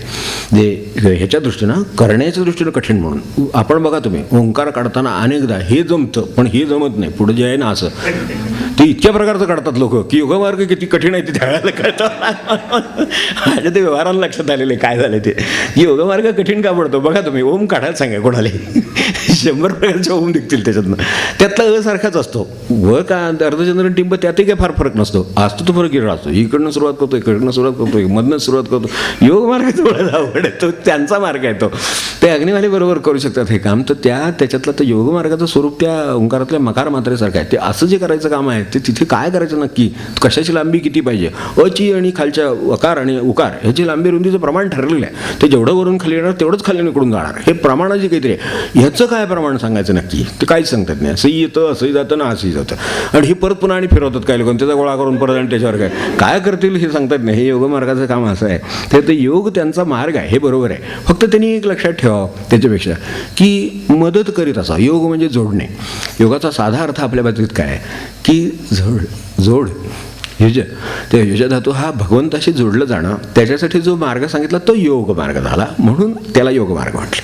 आता ते अष्टचक्रण ते कुंडलिनी वगैरे ते सगळे ठीक आहे हा आपला काय मार्ग नाही. आपल्याला युज जोडलं जाणं म्हणजे भगवंताशी जोडलं जाणं. तर हा जो माणूस आहे हा भगवंत आहे त्याला मी मदत केली तो भगवंत आहे त्याने संतोष व्यक्त करू दे असंतोष व्यक्त करू दे माझं काम झालं मी मदत केली मी बाजूला झालो की त्यांचं काम होतं. तर ह्या लोकांना मदतीचा मार्ग हा योगमार्ग आहे त्यांचा. किती सोपं आहे खरं म्हणजे, की मदत करीत असावं बस, आणि काय करू नये पुढे. कारण तो भगवंत आहे ना, त्याला जाणीव आहे की तो काय करायचं ते करेल, नाही तर नाही करेल, त्याला ती मदत पसंत पडेल न पडेल. आपण मदत केली आपलं काम संपलं. असं जे आहे ना, असे जे लोक राहिले ते यांचं काम होईल. म्हणजे त्यांचं पैशा बाबतीत सुद्धा, पैशाचं दान कोणी करावं काल सांगितलं ना, जे पैशाचं अडकलं त्यांनी पैशाचं दान करायचं आहे. पण ह्यांचं त्या बाबतीत काय म्हणणं नसतं, पैशाचं ह्यांचा संबंध फारसा या अर्थाने नाही. कारण त्यांचं काय त्याच्यावर काय फार मोठं हे असतं असं नाही. म्हणजे जे प्रेम एखाद्या ह्याचं असेल, ज्याला तत्ववाल्याचं असेल, तसं त्यांचं नसतं. त्या तत्ववाल्याचं ते अडकलं असतं. म्हणजे तो म्हणतो पण त्याचं ते अडकलं असतं मुळामध्ये. तर तसं ते, त्यामुळे त्याला ते दान म्हणून करायची गरज लागते. तर ह्यांना पैशाचं दान नाही करायची गरज लागत. यांना जे आहे ना, त्यांचं आता ते वस्त्रप्रवारावर अडकलेलं आहे, निवारात अडकलेलं आहे, अग्नीचे ही जे सगळे बाकीचे गुणधर्म आहेत त्या सगळ्यात जे आतापर्यंत सांगितले ते सगळे, त्या बाबतीत त्यांनी काम करावं. द्यायचं झालं तर वस्त्र द्यावं, द्यायचं झालं तर घर द्यावं, निवारा द्यावा, धर्मशाळा बांधणे, ही सगळी कामं आहेत ना, ही अग्नितत्वाच्या माणसाने कळली. त्यांनी जर समजा ही अशी धर्मशाळा बांधली, ग्रहदान केलं, घराचं एखादं घर बांधून दिलं, तर त्याचं पुण्याही त्याला ह्या सगळ्या इतर मार्गांपेक्षा मोठी आहे. आणि ती त्याची ही दान म्हणून, म्हणजे त्याच्याकडून काय होऊ शकेल, म्हणजे कसं त्याला काम करता येईल हे लक्षात ठेवावं.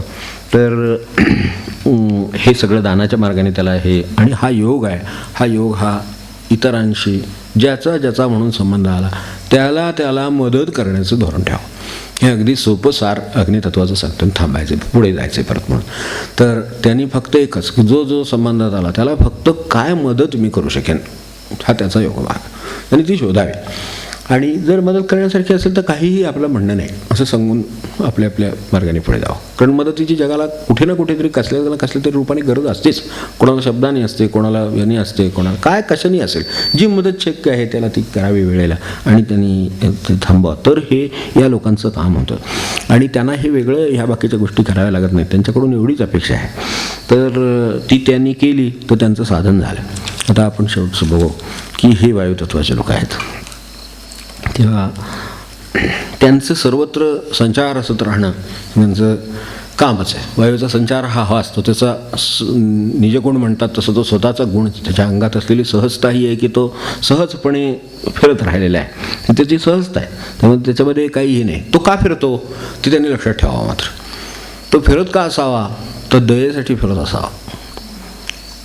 लोकांची आपली सुद्धा आत्ता इथं आपण सगळी दारं लावली तर कोणालाही काहीही होणार नाही. या अर्थाने घुसमटून गेला असं होईल का, शक्यता नाही. दरवाजाला जरी लावून ठेवले तरी इथं घुसमटणार नाही मनुष्य. हां, घाम येईल, हे होईल, एखाद्या वेळेला बाहेर उष्णतामान कमी जास्त असेल तर ते होईल, किंवा त्यात सुद्धा पुन्हा ते प्रकृतिमानाप्रमाणे होईल. ते मी सांगितलंच, जसं तत्वांचा फरक आहे तसा. तर ते कन्याच्या माणसाला त्या ह्या बाजूच्या माणसांना, जलतत्वाच्या माणसांना, ह्यांना ते त्याचा घाम येईल, बरोबर आहे. पण कोणाला श्वास घुसमटला असं होणार नाही, कारण वायूचा तो गुणच आहे. तो तुम्ही दार बंद केलं तरी आत आहेच, तुम्ही उघडून टाकलं तरी आहेच, उघडलं तर आणखीन जोराने येईल, बंद केलं तर त्याचा तो आत राहील. कशा पद्धतीने राहायचं त्याचा तो ठरवतो. तर त्याच्या मुळात त्याची भूमिका वायूची काय असते की लोक जिवंत राहावेत, बस. सगळे लोक जगावेत किंवा जिवंत राहावेत, ही अगदी बेसिक गोष्ट आहे. कारण ती झाली तर पुढच्या सगळ्या गोष्टी होणार. त्यामुळं त्याचं मुळाचं त्याचा गुण काय आहे त्याचा, की हे जिवंत राहावेत, हे सगळे चांगले राहावेत, ही त्याची एक मनापासून इच्छा असते. हे सगळ्यांचं चांगलं व्हावं ही त्याची इच्छा आहे. त्यातलं सर्वात बेसिक चांगलं असेल तर कोणतं चांगलं आहे. समजा एखाद्याला घर झालं, एखाद्याला हे झालं, आता आपण इतक्या गोष्टी बोललो, हे सगळ्या चांगल्याच आहे. दान धर्म सगळं चांगलंच आहे. पण हे सगळ्या चांगल्याला मूळ आधार काय आहे, तर मूळ आधार त्याचा तो जिवंत आहे, हा आधार आहे. तर तो त्याच्या अंगी ही अंगबुद्ध आहे की तो त्याच्या त्या अर्थाने, म्हणून वारा नाही म्हणजे वायू नाही, या अर्थाने मनुष्य त्यामुळे जावं लागलं त्याला असं कधी होत नाही. त्याच्या यंत्रणेत बिघाड होतो, त्याच्या ह्या ज्या यंत्रणा शरीराच्या असतील त्याच्यात बिघाड होईल. पण वायूकडून अडचण आली म्हणून त्याचं असं झालं असं नाही होणार. आता जे आपण व्हेंटिलेटर लावतो का नाही, हा वायूच आहे, तो शेवटी त्याला पुरवायचा प्रयत्न करतो, पण प्रत्यक्षात त्याचं यंत्रणात जे काम करेल तेच करत असते खरं सांगायचं तर. त्यामुळे ते लावूनही काही होत नाही, न लावूनही काही होत नाही. आपण शेवटी पण देतो ते वायूच शेवटी वायूचा जो गुण आहे तो मुळात आपण त्याचा अंमलात आणण्याचा प्रयत्न करतो. प्रत्यक्षात वायू आपलं काम करतच असतो. बिघाड असतो तो त्या घेण्याच्या आणि देण्याच्या यंत्रणेमध्ये झालेला असतो, त्याच्याबद्दल प्रॉब्लेम येऊ शकतो. फुफ्फुसात प्रॉब्लेम असेल, हृदयात प्रॉब्लेम, हे प्रॉब्लेम असतील, पण मूळ वायूत प्रॉब्लेम नाही. ज्या हॉस्पिटलमध्ये कुठे वायू लावेल समजा, त्या हॉस्पिटल वायू असतोच ना, म्हणून डॉक्टर जिवंत आहे, लावणारा तरी जिवंत पाहिजे की. तर त्यामुळे वायू त्याच्यावर काय अन्याय करतो काय, काही नाही. त्याच्याकडनं जास्त पैसे घेतले तरी त्याला वायू देतो, पुरवतोच आहे. कमी घेतले फुकट सोडला तरी वायू पुरवतोच आहे. वायू ठिकाणी समता आणि दया हे मोठे दोन गुण आहेत. तर त्याच्या ठिकाणी त्यांनी समता सोडली तर वायूवाल्याचं नुकसान होतं, त्यांनी दया सोडली तर वायूवाल्याचं नुकसान होतं. म्हणून वायूवाल्याला सगळ्यांची दया येते. त्याचं कारणच ते, त्याच्याकडे दया गुणच आहे. फक्त आता दयागुण असल्यामुळे त्याच्या ठिकाणी अवगुण आणि हे दोन्ही लागू होणार. तर त्याला ती दया कशामुळे, आता व्यवहारामुळे मूलतः वायूच्या ठिकाणी दया आहे, त्यामुळे दया होतीच त्याच्याकडून, ती होणारच, कारण तो त्या गुणधर्माचाच आहे. त्याच्याकडून आपोआप स्वाभाविक दया बुद्धीनं गोष्टी पाहायला जातात.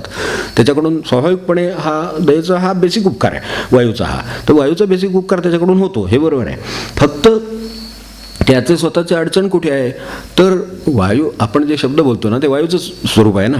ऐकतो कानाने, ते बोललेले शब्द कानाने ऐकतो, त्याचंच स्वरूप आहे. त्यामुळे याचा आणि कानाचा संबंध जास्त आहे. बोलणं कानाने ऐकतो. समजा अगदी एखाद्याची स्तुती केली, त्याला ऐकू येत नसलं समजा, अशी कल्पना करा, तर त्याच्यावर त्याचा काय परिणाम होणार? काहीच परिणाम होणार नाही. त्याची निंदा केली, अगदी शिवाय दिली, त्याला काय फरक पडणार नाही. हे खरंच त्याचं म्हणजे मूळ कानाचं काय महत्त्व आहे ते आपल्या लक्षात येतं. जसं बोलण्याचं महत्त्व आहे तसं कानाचं पण महत्त्व आहे ना. समजा कानाचंच त्याचं फंक्शनिंग नसेल तर त्याचं काय, त्याच्या दृष्टीने पुढे उपयोगच नाही ह्या वायूचा. तर त्या वायूचा उपयोग व्हायला कान लागतो, पण त्या कानाने त्याचं नुकसान आणि त्याचा फायदा दोन्ही त्या कानानेच होतात. त्यामुळं त्याच्या कानात कोणी काय घातलं की संपलं, तो त्याचं बिघडू शकतं. आणि तोही कोणाच्या तरी कानात घातलं की त्याचं बिघडतं. हे सगळं गणित मूळ त्या कानात आहे. त्यामुळं सावरायचं ते त्यांनी सांगितलेलं जे मुद्दाम कानापासून सावधता, म्हणजे त्याच्यात त्याचा उद्धार आणि त्याच्यात त्याचा काय जे व्हायचं, अधोगती व्हायची, ती सगळी त्या कानावर अवलंबून आहे. त्यामुळे त्याचं हे आता बघा, या कानाशीच निगडीत गोष्ट आहे. जशी डोळ्यातून आपल्याला माणसाच्या करुणेचे भाव व्यक्त होऊ शकतो, जसं त्या अग्निवाल्यांनी सांगितलं, त्यांच्या दृष्टीनं सुद्धा ते दुसऱ्याला मदत करू शकतात, ही बाजू त्यांची आहे. तसं ह्या लोकांचे हे कानावर जर दुःख पडली, कोणाला काय होतंय असं वाटलं, त्यांनी सांगितलं किंवा वर्णन केलं, त्यांना गहिवर येतो लगेच. त्याच्यापोटी त्यांचं नुकसान होतं. कारण ते सुद्धा एक त्याला मदत करण्याची एक वासनाच आहे. जगाला मदत करणं ही सुद्धा एक बेसिकली वासनाच आहे. शेवटी ते काम आहे भगवंताचं, त्याचं असेल तर तो करून घेईल ना. पण मला करावीशी वाटणं हे त्यातल्या अडचण आहे. तर मला करावीशी वाटत असेल, आपल्याकडे चिठी असते की ठेवा ह्याला मदत खूप आहे, ते म्हणाले करा तर करा, मग काय काय होईना तिकडे होईल काहीतरी. पण ते जर नाही म्हणाल तर नाही करायची. का तो प्रिटेंड करत नसेल, तो ढोंग करत नसेल कशावरनं, मदतीसाठी तो ढोंग करणार नाही कशावरनं आपल्याकडे. म्हणून वायुतत्वाचा मनुष्य घरात असला ना तर घरातनं तो एक शेर धान्य घेऊन जाणार. भिकारीचं बाहेर आलं समजा, कोणी मागायला आला, तो वायुतत्वाच्याकडनं एकदम शहराचं बापटं पडणार. बाकीचे जे आहेत ना मंडळी, सांगितलंच आहे आता, सगळी बाकीचीच झाली सगळी. तर त्यातल्या त्यात हे आता ही जी मंडळी आहेत सगळी, तर ते ह्या सगळ्यांच्याकडनं विचार होणार दादा, हा खरा आहे का, ह्याला द्यायचं का, आपल्याकडे किती आहे, त्याचं प्रमाण त्याच्याशी किती आहे, द्यावं द्यावं, सगळं ते विचार करणार. आणि त्यातल्या तिथे असं कन्याना जीवाला वगैरे असलं ना तर द्यावं का नाही द्यावं, नावं का द्यायचं, तोपर्यंत भिकारीच पडत. काय गुणधर्मच आहे तो त्याचा. मी आता राशींच्या गुणधर्मात गेलो नाही, कारण मला त्याच्याची काही कर्तव्य नाही म्हणून. पण सांगितलंय का तरी की ती जी मधलेचं स्टेज आहे की नाही, त्याच्यामध्ये अशी टिपिकल काही ह्या गोष्टी आहेत. तर त्याचं ते करेपर्यंत जातो. वायुवाल्याचं नंतर त्यांनी म्हणाली कुठे त्याच्या असं म्हणाले, माझ्यावर अशी परिस्थिती आली आल्या, ते फोटो नाही का दाखवत, मी झाला ह्याला जाणार आहे, पंढरपूरला जाणार आहे, मला मदत करावी वगैरे. यांना आता त्यावेळा अनुभव आलेला असतं. हे लोक कोण पंढरपूरला वगैरे जात नाही. आज छापून पत्र घेतो तो, काय त्याच्यात थांबेल, तो जाईल की पंढरपूरला त्याच्यापेक्षा. पण तो पत्र छापून घेतो, त्याच्यावर पत्ता छापतो, त्याचा मोबाईल नंबर असतो, सगळं असतं. ते घेऊन तो पद्धतीसाठी हिंडत असतो. तो पुन्हा पावती पुस्तक दाखवतो, काय सगळं त्यांना पडतं. आणि त्याला 51 रुपये देऊन मोकळं होतं. घरी आल्यावर मग दुसरा जर घरातला ह्याचा असला जलतत्वाचा, झालं का, केलं कल्याण, उद्धार होतो. मग काय करणार. पण हे असं आहे त्यांचं. तर ते त्यांच्याकडून हे असं करून घेणं सोपं असतं. त्यामुळे गोड बोलून माणसं त्यांना फसवण्याची शक्यता असते. त्यांच्याकडून पण गोड बोलून लोक फसण्याची शक्यता असते, हे पण लक्षात ठेवा. कारण ते त्यांचं त्यांनी नाही आवरलं तर त्यांच्याकडनं पण गोड बोललं जाणार आणि माणसं फसणार. तर त्यांनी काय बोलायचं ते ठरवावं आणि किती ऐकायचं तेही ठरवावं. कुणाचं किती ऐकायचं हे ठरवायचं आणि आपण किती बोलायचं हे पण ठरवायचं. हे जर ठरवलं त्यांनी तर दोन्ही बाजूनी त्यांचं नुकसान टळू शकतं, पण दोन्ही बाजूनी त्यांचं नुकसान होऊ शकतं. गोड ऐकण्याने नुकसान होईल, गोड बोलण्याने नुकसान होईल. ते दोन्ही बाजूनी त्यांनी ते एक बॅलन्सिंग त्यांच्या डोक्यात असेल तर त्यांचं नुकसान न होता त्यांचा उद्धार होऊ शकेल. आता ह्याच्यात त्यांच्या बाजूला हे अनेक गोष्टी सांगितल्या की ह्याच्यात ह्यांना सुद्धा ज्ञानाची एक अनुकूलता आहे, जशी कन्या राशीला अनुकूलता आहे तशी. कारण वायू स्वरूपच असं आहे की ते सगळीकडे व्यापून आहे, त्याला दृश्य स्वरूप नाही. त्यामुळे अदृष्टाचं ज्ञान वायू तत्वाच्या लोकांचं लवकर होऊ शकतं. भगवंताच्या स्वरूपाचं ज्ञान आहे ते आता अदृश्य स्वरूपाचं ज्ञान आहे. जे जलतत्वाच्या लोकांचं ज्ञान सांगितलं हे दृश्य स्वरूपाचं आहे जास्त, त्याच्यात अदृश्य स्वरूपाचं ज्ञान अंतर्भूत आहे, नाही असं नाही, पण ते त्यांना तिथे जायला अजून एक उडी मारावी लागेल. वायुतत्वाची उडी पटकन तिथे जाऊ शकते, कारण त्याला अदृष्टाचं ज्ञानाची अनुकूलता आहे, त्यामुळे त्याला भगवत स्वरूप त्याला पटकन कळू शकतं. आता त्यांनी ते समजून घ्यावं, आणि त्याला काय होतं, वायू सर्वसंचारी आहे, त्यामुळे सर्वसंचारी असल्यामुळे तो इथं जितका आहे तितकाच बाहेर आहे, आणि तितकाच झाडापेडात, तितकाच भगवंताच्या तिकडे तिकडे पार ह्याच्यापर्यंत, म्हणजे डोंगरावर गेलं तरी वायू आहेच. हे जे त्याचं स्वरूप आहे, त्यामुळं संसार, व्यवहार, परमार्थ सगळं त्याच्या ठिकाणी येऊ शकतं. त्यानं जर त्याचा योग्य वापर करायचा ठरवला तर त्याला ते सगळंच येऊ शकतं त्याच्यातलं. मग सगळंच आलं असेल आणि ते जर त्याला दुसऱ्याने विचारलं किंवा हे झालं तर त्यांनी सांगितलं तर त्याचा उपयोग होतो. आणि ते दुसऱ्याने विचारलं तर सांगणं हा त्याच्यासाठी दंडक त्याला आहे. त्यांनी विचारलं तर त्यांनी सांगावं, नाही विचारलं काय सांगू नये, आपल्या आनंदात आहोत, आपण राहू. तर ते सांगायला गेलं की मग तो ऐकत नाही, मग आपल्याला त्रास होतो. मग तसं करण्यापेक्षा आपण काय सांगू नये, त्यांनी ऐकायचंच ठरवले, अवश्य सांगावं, कारण त्याच्याकडे जेवढं ज्ञान आहे तेवढं इतर ठिकाणी असणार नाही. मग अशा ठिकाणी त्यांनी ते जरूर सांगावं. सांगताना त्याला सगळं ज्ञान होऊ शकतं हे लक्षात ठेवून त्यानं ते सगळ्यांचा अभ्यास करावा, ज्याची गरज आहे. स्वतः अभ्यास करावा, त्याला गती निर्माण होते, कारण त्याला ह्या कुठल्याही विषयात गती निर्माण होऊ शकते. विशेषतः गूढशास्त्र किंवा अशा तऱ्हेचं भगवंतांचं हे दृश्य स्वरूप याचं सगळ्याचं ज्ञान त्याला लवकर होऊ शकतं. तर त्याला उद्धाराच्या अत्यंत जवळ येतो. पण अत्यंत जवळ असल्यामुळे भगवंत त्याच्यापासून तितकाच दूर असण्याची शक्यता आहे, कारण भगवंत सर्वत्र आहे. त्यामुळं तोच भगवत स्वरूपाच्या जवळ आलेला आहे. आता त्या तिथंच खरी हे त्याची कसोटी तिथंच आहे की त्यानं एक पाऊल निर्धारण फक्त आत टाकायचं की तो गाभाऱ्यातच गेला, असं त्याचं स्वरूप आहे. पण तिथंच तो कचकला एकदा, तो एकदम खाली तिकडे परत, तर अशी त्याची अवस्था होऊ शकते, इतके तो काठावर आहे. तर त्यामुळे त्याच्यावर एक जबाबदारी पण आहे आणि त्याला संधी पण आहे आणि त्याच्याकडे ही दुसरा धोका पण आहे. तर त्यामुळं त्याच्या बाबतीत त्यांना हे, कारण काय असतं या लोकांना आता वायूच्या ठिकाणी पाहायला आपण गुणधर्म म्हणून, तर तुम्ही मी, लहान मोठा, श्रीमंत गरीब, त्याच्याकडे भेदभावच तेव्हा हवे. म्हणून वायू त्या पेशंटला जगवतो, तोच डॉक्टरला जगवतो, तोच औषधवाल्याला जगवेल, तो निर्माण करण्याला जगवेल, सगळ्यांना तोच जगवतो. म्हणून मला सांगा ह्याच्यामध्ये हे वायूचे जर एवढे गुणधर्म आहेत तर वायू तत्वाच्या माणसाला अद्वैत हा त्याचं हे आहे. महत्त्वाचं काय गोष्ट लक्षात ठेवायची असेल तर अद्वैत, त्याने दुजाभाव त्याच्या ठिकाणी असता कामा नये. दुजाभाव केला की तो गेला समजायचं. तो दुजाभाव त्या ह्या माणसाला, वायुतत्वाच्या माणसाने दुजाभाव कोणाचा करायचा नाही. सगळे आपले आहेत, प्रत्येकाला मदत, प्रत्येकासाठी काम, प्रत्येकासाठी राबणं. आणि ह्या तत्वाच्या माणसांचं खरं सांगायचं ना तर ते बेसिकली कष्टकरी लोक आहेत. मी सांगितलं ना, शूद्रवर्णाची राच आहे, कष्टकरी लोक राबत असतात. किती वायुतत्वाचे लोक राबतात, त्याला खरोखर कल्पना येणार नाही एवढे वायुतत्वाचे लोक राबतात. आता तुकोबांसारखे राबणं आणि आपल्यासारखे राबणं हा फरक राहणार, त्यात काही प्रश्न नाही. प्रपंचासाठी राबतील, ठीक, राब प्रपंचच नसतात एवढंच होईल त्यांच्याकडनं, पण राबतील. राबण्याच्या बाबतीत कोण करणार आहे का असं ती वाट बघणार नाही, कामाला सुरुवात करणार लगेच, आहे का कोण इकडे तिकडं असं बघणार नाही. तो फरक राहतो, कारण तो त्या जलतत्वाल्यांचा त्यांचा फरक आहे. भूमितत्वाला तिथे पोचून राहिला असं आहे. हा जो जलतत्वाला आहे तो बघत असतो इकडे कोण आहे का, कोण आहे का रे तिकडे, त्यातले ते लोक आहेत ते. हे लोक कसे आहेत, काय काम आहे की चालले म्हणून चला आता काय आणायचे, भांडी उचलायची, चला भांडी उचला, ते भांडी उचलायला तयार, घासायला तयार, राबायला तयार, सगळं करायला तयार. ते राबतच असत सगळं. त्यांच्या पदरात काय पडतं काय माहीत नाही, पण राबले. आणि जर त्यांनी ते भगवत स्वरूप म्हणून जर हे काम केलं तर मूळ वायुतत्वाचंच ते काम आहे. तर ते त्यांच्याकडून अधिक लवकर होतं, हे पण तितकंच आहे. ह्याच्याकडचा मनुष्य उभा राहिला ना तो फार त्याच्याकडनं होणार पण नाही, तर मुळात त्या आधी उभाच राहत नाही. त्यातनं त्याच्याकडनं फार होणार नाही, थोडंसं होईल. त्याच्याकडनं ज्ञानाचं काम होईल जास्त, किंवा इतर जी कामं आहेत त्याच्याकडे दिली ती होतील. पण हे काम वायुतत्वाच्या माणसाकडनं जे होईल तो त्याच्यात सहजता आहे त्याच्यामध्ये, कारण त्याला ते मुळातच त्याचं ते काम आहे.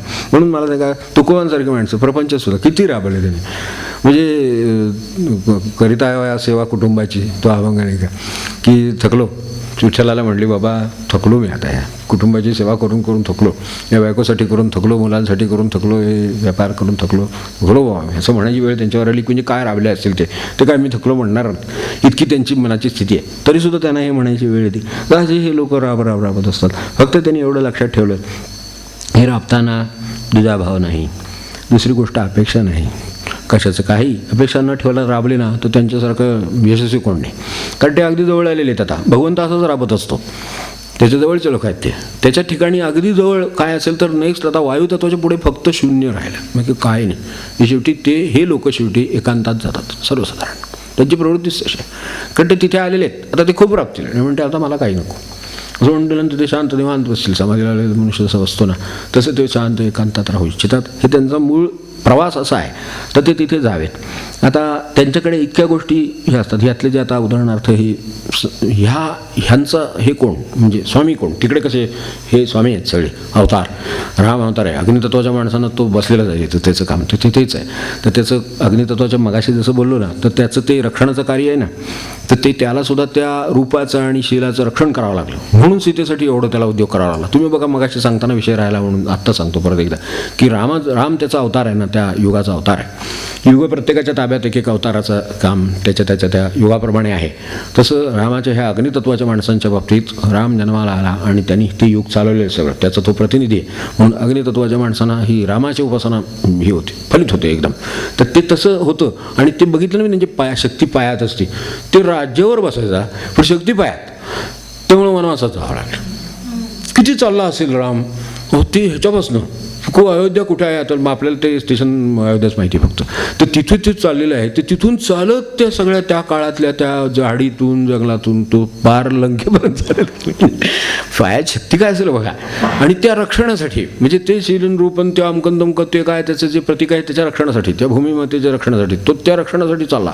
तसे हे लोकांचं जे मगाशी सांगितलं चालण्याचं हे गणित आहे ते असं आहे. तर ते असे चालतात आणि त्यांच्याकडे ती शक्तीच आहे आणि त्यामुळं तसं होतं. तसं ह्यांचा राम आहे. इकडे वायुतत्वाला काय आहे, वायुतत्वाला अवतारच नाही इथे कुठं. वायुतत्वाच्या बाबतीत कलियुगामध्ये अवतार नाही. कलियुगात फक्त मौन आहे. वायूचा सुद्धा मौन आहे. शेवट त्याचा मौनात होतो वायूचा. आपल्याकडे सोहम साधना म्हणून जी शेवटी सांगितली ती वायुतत्वाचे शेवट आहे. म्हणजे पहिले लोक जर येतील तर त्यांना सुद्धा सोहमचा अनुभव येईल. शेवट येईल तर तोच अनुभव येईल की फक्त वायू सुरू आहे. आता मला सांगा, ज्यावेळेला सोहम हे वायूचं जाणवणारं स्वरूप आहे, जाणवणारा ध्वनी, ह्यापेक्षा त्याचं आणखीन वर्णन करता येत नाही, कारण त्याला स्वतःचं काही ध्वनी नाहीच आहे. ध्वनीच नसला म्हणजे कोणता ध्वनी येतो तो सोहम येतो असं सांगता येईल फार तर त्यावेळेला आपण श्वासोश्वास करतो तर आपण शांतपणे बसून ऐकत बसावं की त्याला काही आकार उकार मकार काय आहे का. तर आपल्या लक्षात येईल की हे स्वरूप चालू आहे, साम एवढंच त्याच्यात फक्त भाषा राहते.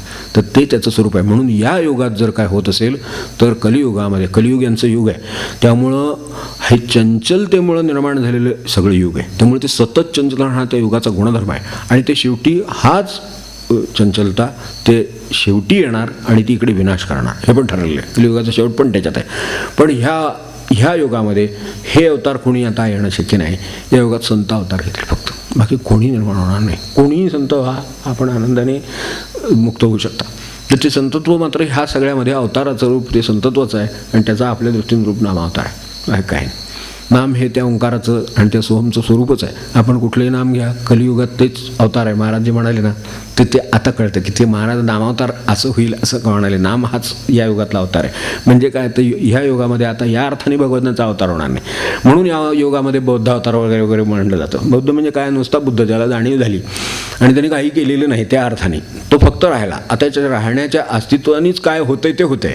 वायू स्वतः काय जाऊन काय वेगळं काम करून येत नाही, त्याचा तो असतो, तेवढ्यावरच सगळं चाललेलं आहे. तो नसलं की काय असतं ते आपल्याला माहिती आहे. तर तो असला की सगळं आहे. तसं त्यांच्या असल्याने तसं संत हे जे आहेत ते दोन प्रकारच्या कामांसाठी त्यांचा अवतार होतो. बाकीच्या सगळ्यांचे अवतार त्या त्या कामांसाठी झालेले आहेत. बघा आपल्याला आठवतं सगळे जे अवतार झालेले आहेत तर तो त्याचा जलाचा वेगळ्या कारणासाठी झाला, पृथ्वीचे अवतार वेगळ्या कारणासाठी झाला, म्हणजे त्याचे जे ते अवतार सांगितले ते. तसं या बाबतीत इथे कशासाठी झाला तर इथे मनुष्याचे विनाश व्हायची वेळ आहे. तर विनाश कशाने होतो शेवटी तर अज्ञानाने होतो माणसाचा विनाश. अज्ञान कायम राहिलं आणि अज्ञानाचा ज्ञान असा भ्रम झाला की माणसाचा विनाश झाला समजायचं. अज्ञान म्हणून राहिलं पाहिजे. तर अज्ञानाचं अज्ञान म्हणून ओळख देणं आणि ज्ञानी माणसाला जो अहंकाराचा धोका आहे तो नाहीसा करणं यासाठी संतांचा अवतार असतो. तर ज्ञानाचा अहंकार दूर करणं आणि अज्ञानाचं अज्ञान नाहीचं करणं हे काम ते करून घेतात आणि त्यांच्या ठिकाणी देवाची बुद्धी वाढवावी, प्रेम वाढवावं. ह्यासाठी कलियुगामध्ये हे वायुरूपाने हे संत अवतरले. त्याच्यातले हे तुकाराम महाराजही आपल्या दृष्टीने त्यांच्या दृष्टीनं त्यांना त्याचं स्वरूप कळलं आणि म्हणून आपल्याला ते स्वरूप कळतं. ही त्यांची आपल्यावरची कृपा. तर ह्यात जे आरतीत लिहिलेले देव जागा करीती चित्ती, त्यांचे उपकार काय आहेत हे. इतर कुठल्याही ठिकाणी या अवतारामध्ये देव जागा होईलच असं नाही. त्याचा उद्धार होऊन जाईल, त्याचे मार्ग वेगळे असतील. योगाने होईल, तिकडे मागे कर्माने होईल, सगळ्यांनी होईल. पण जागा होऊन त्याचा उद्धार होणं, बुद्ध तो जागा झालेला आहे. प्रबुद्ध म्हणत नाही का आपण, बुद्ध बोध झाला, तर बोधाने जागा झालेला आहे, तर तो बोध होऊन जागा झाला, म्हणजे ज्ञान होऊन जागा झाला, तर तेवढं जागा होण्याचं काम आहे. म्हणून संतांच्या आरतीमध्ये आपल्याला तसं म्हटलेलं आहे की देव जागा करीती चित्ती. एकदा माणसाच्या ठिकाणी देव जागा झाला तर ह्या सगळ्या वायुतत्वाचा उपयोग जास्तीत जास्त करून मनुष्य पुढे जाईल. किंवा ज्या ज्या तत्वामध्ये त्याला जे जे सांगितलेलं आहे, ते दान आहे, पुण्य आहे, कर्म आहे, सावधानता आहे, ते सगळं बाळगून तो मनुष्य पुढे जाईल. तर हे ज्ञान करून देण्यासाठी ही संतांचा अवतार या काळात आणि ह्या तत्वामध्ये जास्त होतो. आणि हेच लोक हे आहेत. काय असते, वायूला स्वतःची दिशा किंवा गती असं वायूला नाही. वायूला फक्त अस्तित्व आहे. वारा दक्षिण उत्तरी जातो, उत्तर दक्षिणी जातो, दक्षिण पूर्वेही जातो, सगळीकडे जातो. आपण म्हणतो पश्चिमेचा वारा वगैरे, पण ते ठीक आहे. बाकीच्या दिशेतून सुद्धा वारा येतं आणि बाकीच्या दिशेतून वारा जातं, आपल्याला माहिती आहे. तर त्याचं फक्त उलटं ते उलटं तिरकं म्हणून त्यांचं तर म्हणणं आहे की वायूची चाल तिरकीच आहे.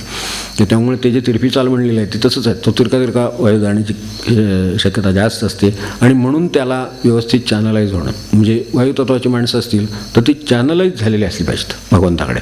एकदा जर ती चॅनलाइज झाली असली ती पटकन जाणार, कारण त्यांची गती वायूची आहे. हे मारुती एकदा उड्डाण केले की एकदम सूर्यच, बस मध्ये काय नाही, झाडावर चढ, तिथं बघ, उदरपिंड लाव, हे भानगडी काय नाही, एकदम उठलं की ते तिकडे. तर हे त्यांना शक्य आहे, म्हणून तो वायुपुत्र आहे. तर त्याचं कार्यकारण असंच आहे. एकदम तो निघाले की एकदम, म्हणजे ते विंद्राला ते मध्ये पडायला लागतं ह्या बड्या मंडळींना सगळ्या, की बाबा थांबवा त्याला असं, कारण हा काय करेल सांगता येत नाही. तर तसं ते वायूचं आहे. त्यामुळे वायूच्या बाबतीत फक्त चॅनलायझेशन आहे, त्याचं भगवंताकडे झालं. त्यामुळे इतरांनी त्याला वर देऊन त्याच्या हस्ते रामाला मदत त्याची घेऊन त्याचं काम करावं लागलं, अशी परिस्थिती. काय असेल त्याचं पुराणकथांचं हे सुद्धा, ह्या अवतारांचं सुद्धा काम. तर त्याच्या बाबतीत त्याला वेगवेगळी त्याच्या, म्हणजे खरं सांगायचं ना तर हे सगळं काम तो वायुतत्वाचा माणूस करू शकतो. तो मी एकटाच करून आलो असतो, पण माझ्या स्वामीला कमीपणा येऊ नये म्हणून मी ते काम मागं ठेवलं आहे असं म्हणतो. म्हणजे काय असेल तर त्याची कल्पना आपल्याला हनुमंताची कल्पना येणं कठीणच आहे. त्याच्या अंगी हे सगळं दिलेलं आहे, कारण त्याला काय करताच येत नाही. खरं त्याला ब्रह्मास्त्र सुद्धा बाधन नाही, खरं सांगायचं तर. ब्रह्मास्त्र पलीकडे मायाच्या ह्याच्यात काही अस्त्र नाही, खरं सांगायचं तर. फक्त त्याचं तो कसं आहे, बुद्धिमत्ता वरिष्ठम. त्यामुळे त्याला हे ज्ञानाचं उपजत सूक्ष्म ज्ञान असल्यामुळे हे ब्रह्मास्त्र आहे हे त्याला कळू शकतं. आणि त्याचा प्रतिकार पण तो, कारण त्याला ते बाधतच नाही, त्याला वर देऊन ठेवलेले, त्याला ब्रह्मास्त्र सुद्धा बाधणार नाही. तर वायुतत्वाच्या माणसाला याला काही बाधणार नाही, खरं सांगायचं. फक्त तो भगवत कार्यासाठी जितत असला पाहिजे. प्रपंच असलं तर बाधेल, प्रपंच कामासाठी जिंकलं तर बाधेल. तो रामासाठी जिंकतोय, त्याला ब्रह्मास्त्र सुद्धा काय करू शकत नाही. आणि त्याला ते माहीत आहे, मी रामाच्या कार्यासाठी जर जिंकतोय आहे तर मला ब्रह्मास्त्र सुद्धा बाधणार नाही, ही खात्री ठेवून रामाचं कार्य करावं. जे काय भगवंताचं कार्य आहे ते करण्यासाठी त्यांनी जावं. ते त्याचं वर्णच तो आहे, सेवेचंच त्याचं काम आहे. तो माणूस कसं आहे, त्याचं कार्याचं कारण आहे आपण सेवा करावी, सेवेत राहावं, तेच भगवंताची सेवा समजावी. आणि ती सेवा समजून जर तो करीत असेल त्याचं नुकसान होणार नाही. ब्रह्मास्त्रानं याचं नुकसान होत नाही. तर फक्त आता ब्रह्माचा मान मी नाही ठेवला तर जग कसं ठेवेल म्हणून आपलं बसून राहायचं. ब्रह्मास्त्रानं बांधलं गेलं, ब्रह्मास्त्रानं म्हणजे मरेल पण हा मरत नाही, कारण तो चिरंजीव आहे, त्याला त्याच्या पलीकडचं वरदान देऊन ठेवलेलं आहे. म्हणून तो त्याला काय होत नाही, फक्त त्याला ते ज्ञान आहे. यावेळेला काय करायचं ते बुद्धिमत्ता वरिष्ठम का, नुसतं बुद्धिमान खूप लोक आहेत, पण वरिष्ठम त्याच्यात पुन्हा श्रेष्ठ म्हटला त्याला. तर ते श्रेष्ठ एवढ्यासाठी म्हटला की त्या बुद्धीचा वापर करून कार्य कोणतं करायचं हे त्याला माहिती आहे. पुढं आपलं कार्य वेगळं आहे. आपल्याला इथला सगळा भेद जाणून लंकेतला तिकडे जायचं आहे आणि त्याला जी मदत करायची ती त्याला बरोबर त्याच्या टिप्स द्यायच्यात साऱ्या भाषेमध्ये.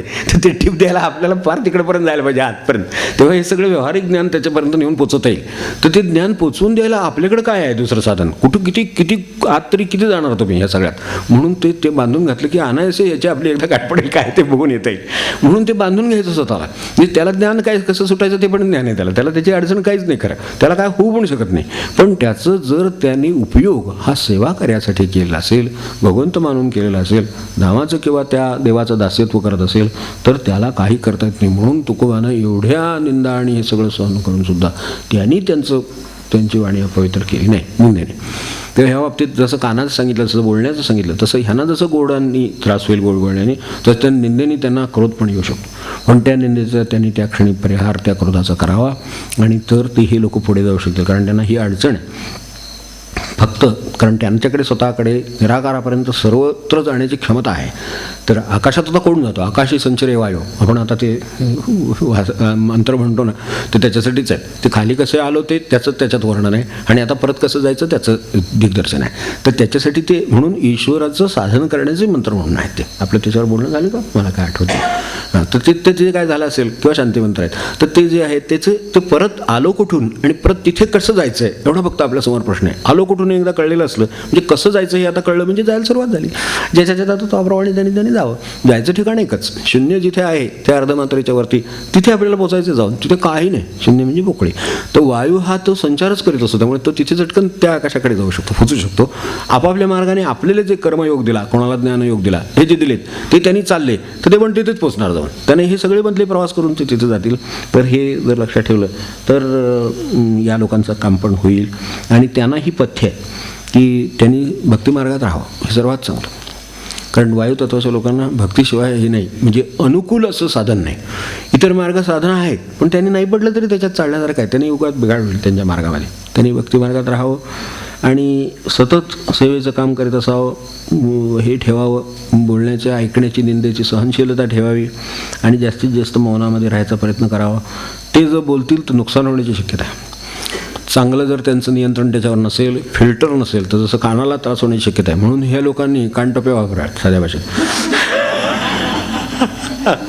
झोपताना लोक कानटोपी घालतात बघा.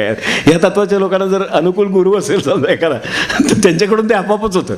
झोपताना कानटोपी घालतात, नाही तर ते बांधतात फडकं करून गुंडाळ. ते खरं आहे, ते प्रॅक्टिकल आहे कधी की त्याने ते गुंडाळावंच. कारण त्यांना सूक्ष्मात सुद्धा त्रास होऊ शकतो. म्हणजे झोपेत सुद्धा त्यांना तो त्रास, कानात कसले तरी शब्दांचा ह्याचा वायूचा त्रास होऊ शकतो. तर ते त्यांना ते जागा जशी उद्धरून जायची तशी ती अडचणीची आहे. त्यामुळे त्यांना ते कानटोपी घालायचं, ते गुंडाळून घ्यायचं, सहनशील राहायचं, मौन पाळायचं, ऐकून घ्यायचं, हो बाबा म्हणायचं.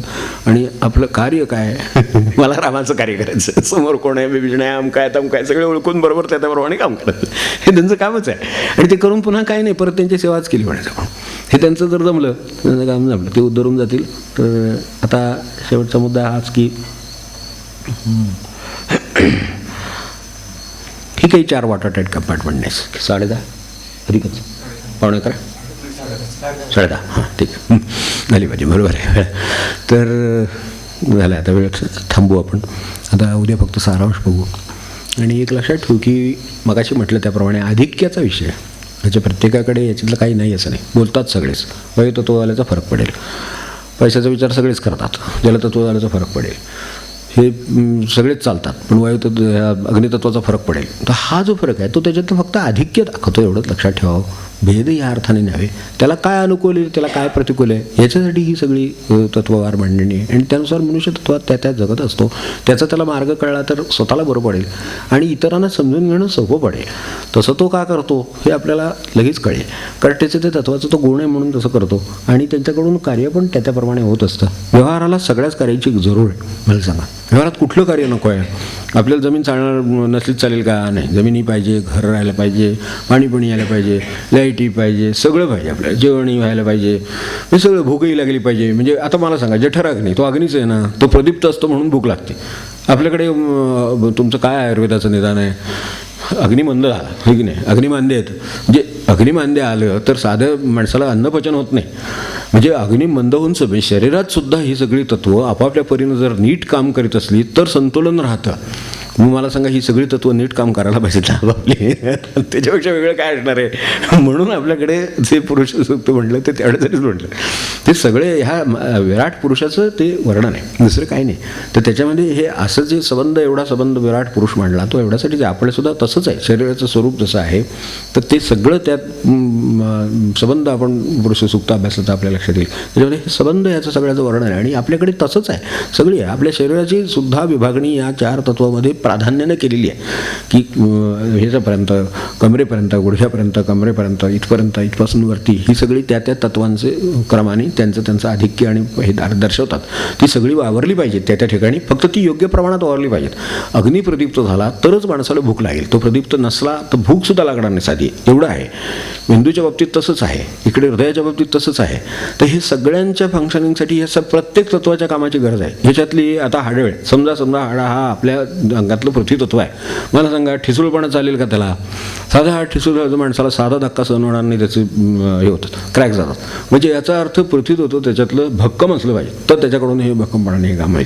तर ती भक्कमपणा त्याच्यातला पाहिजेच, हे अग्निपट पाहिजेच, हे सगळं पाहिजेच आहे, तेव्हाच हे संबंध शरीर मिळून चालेल.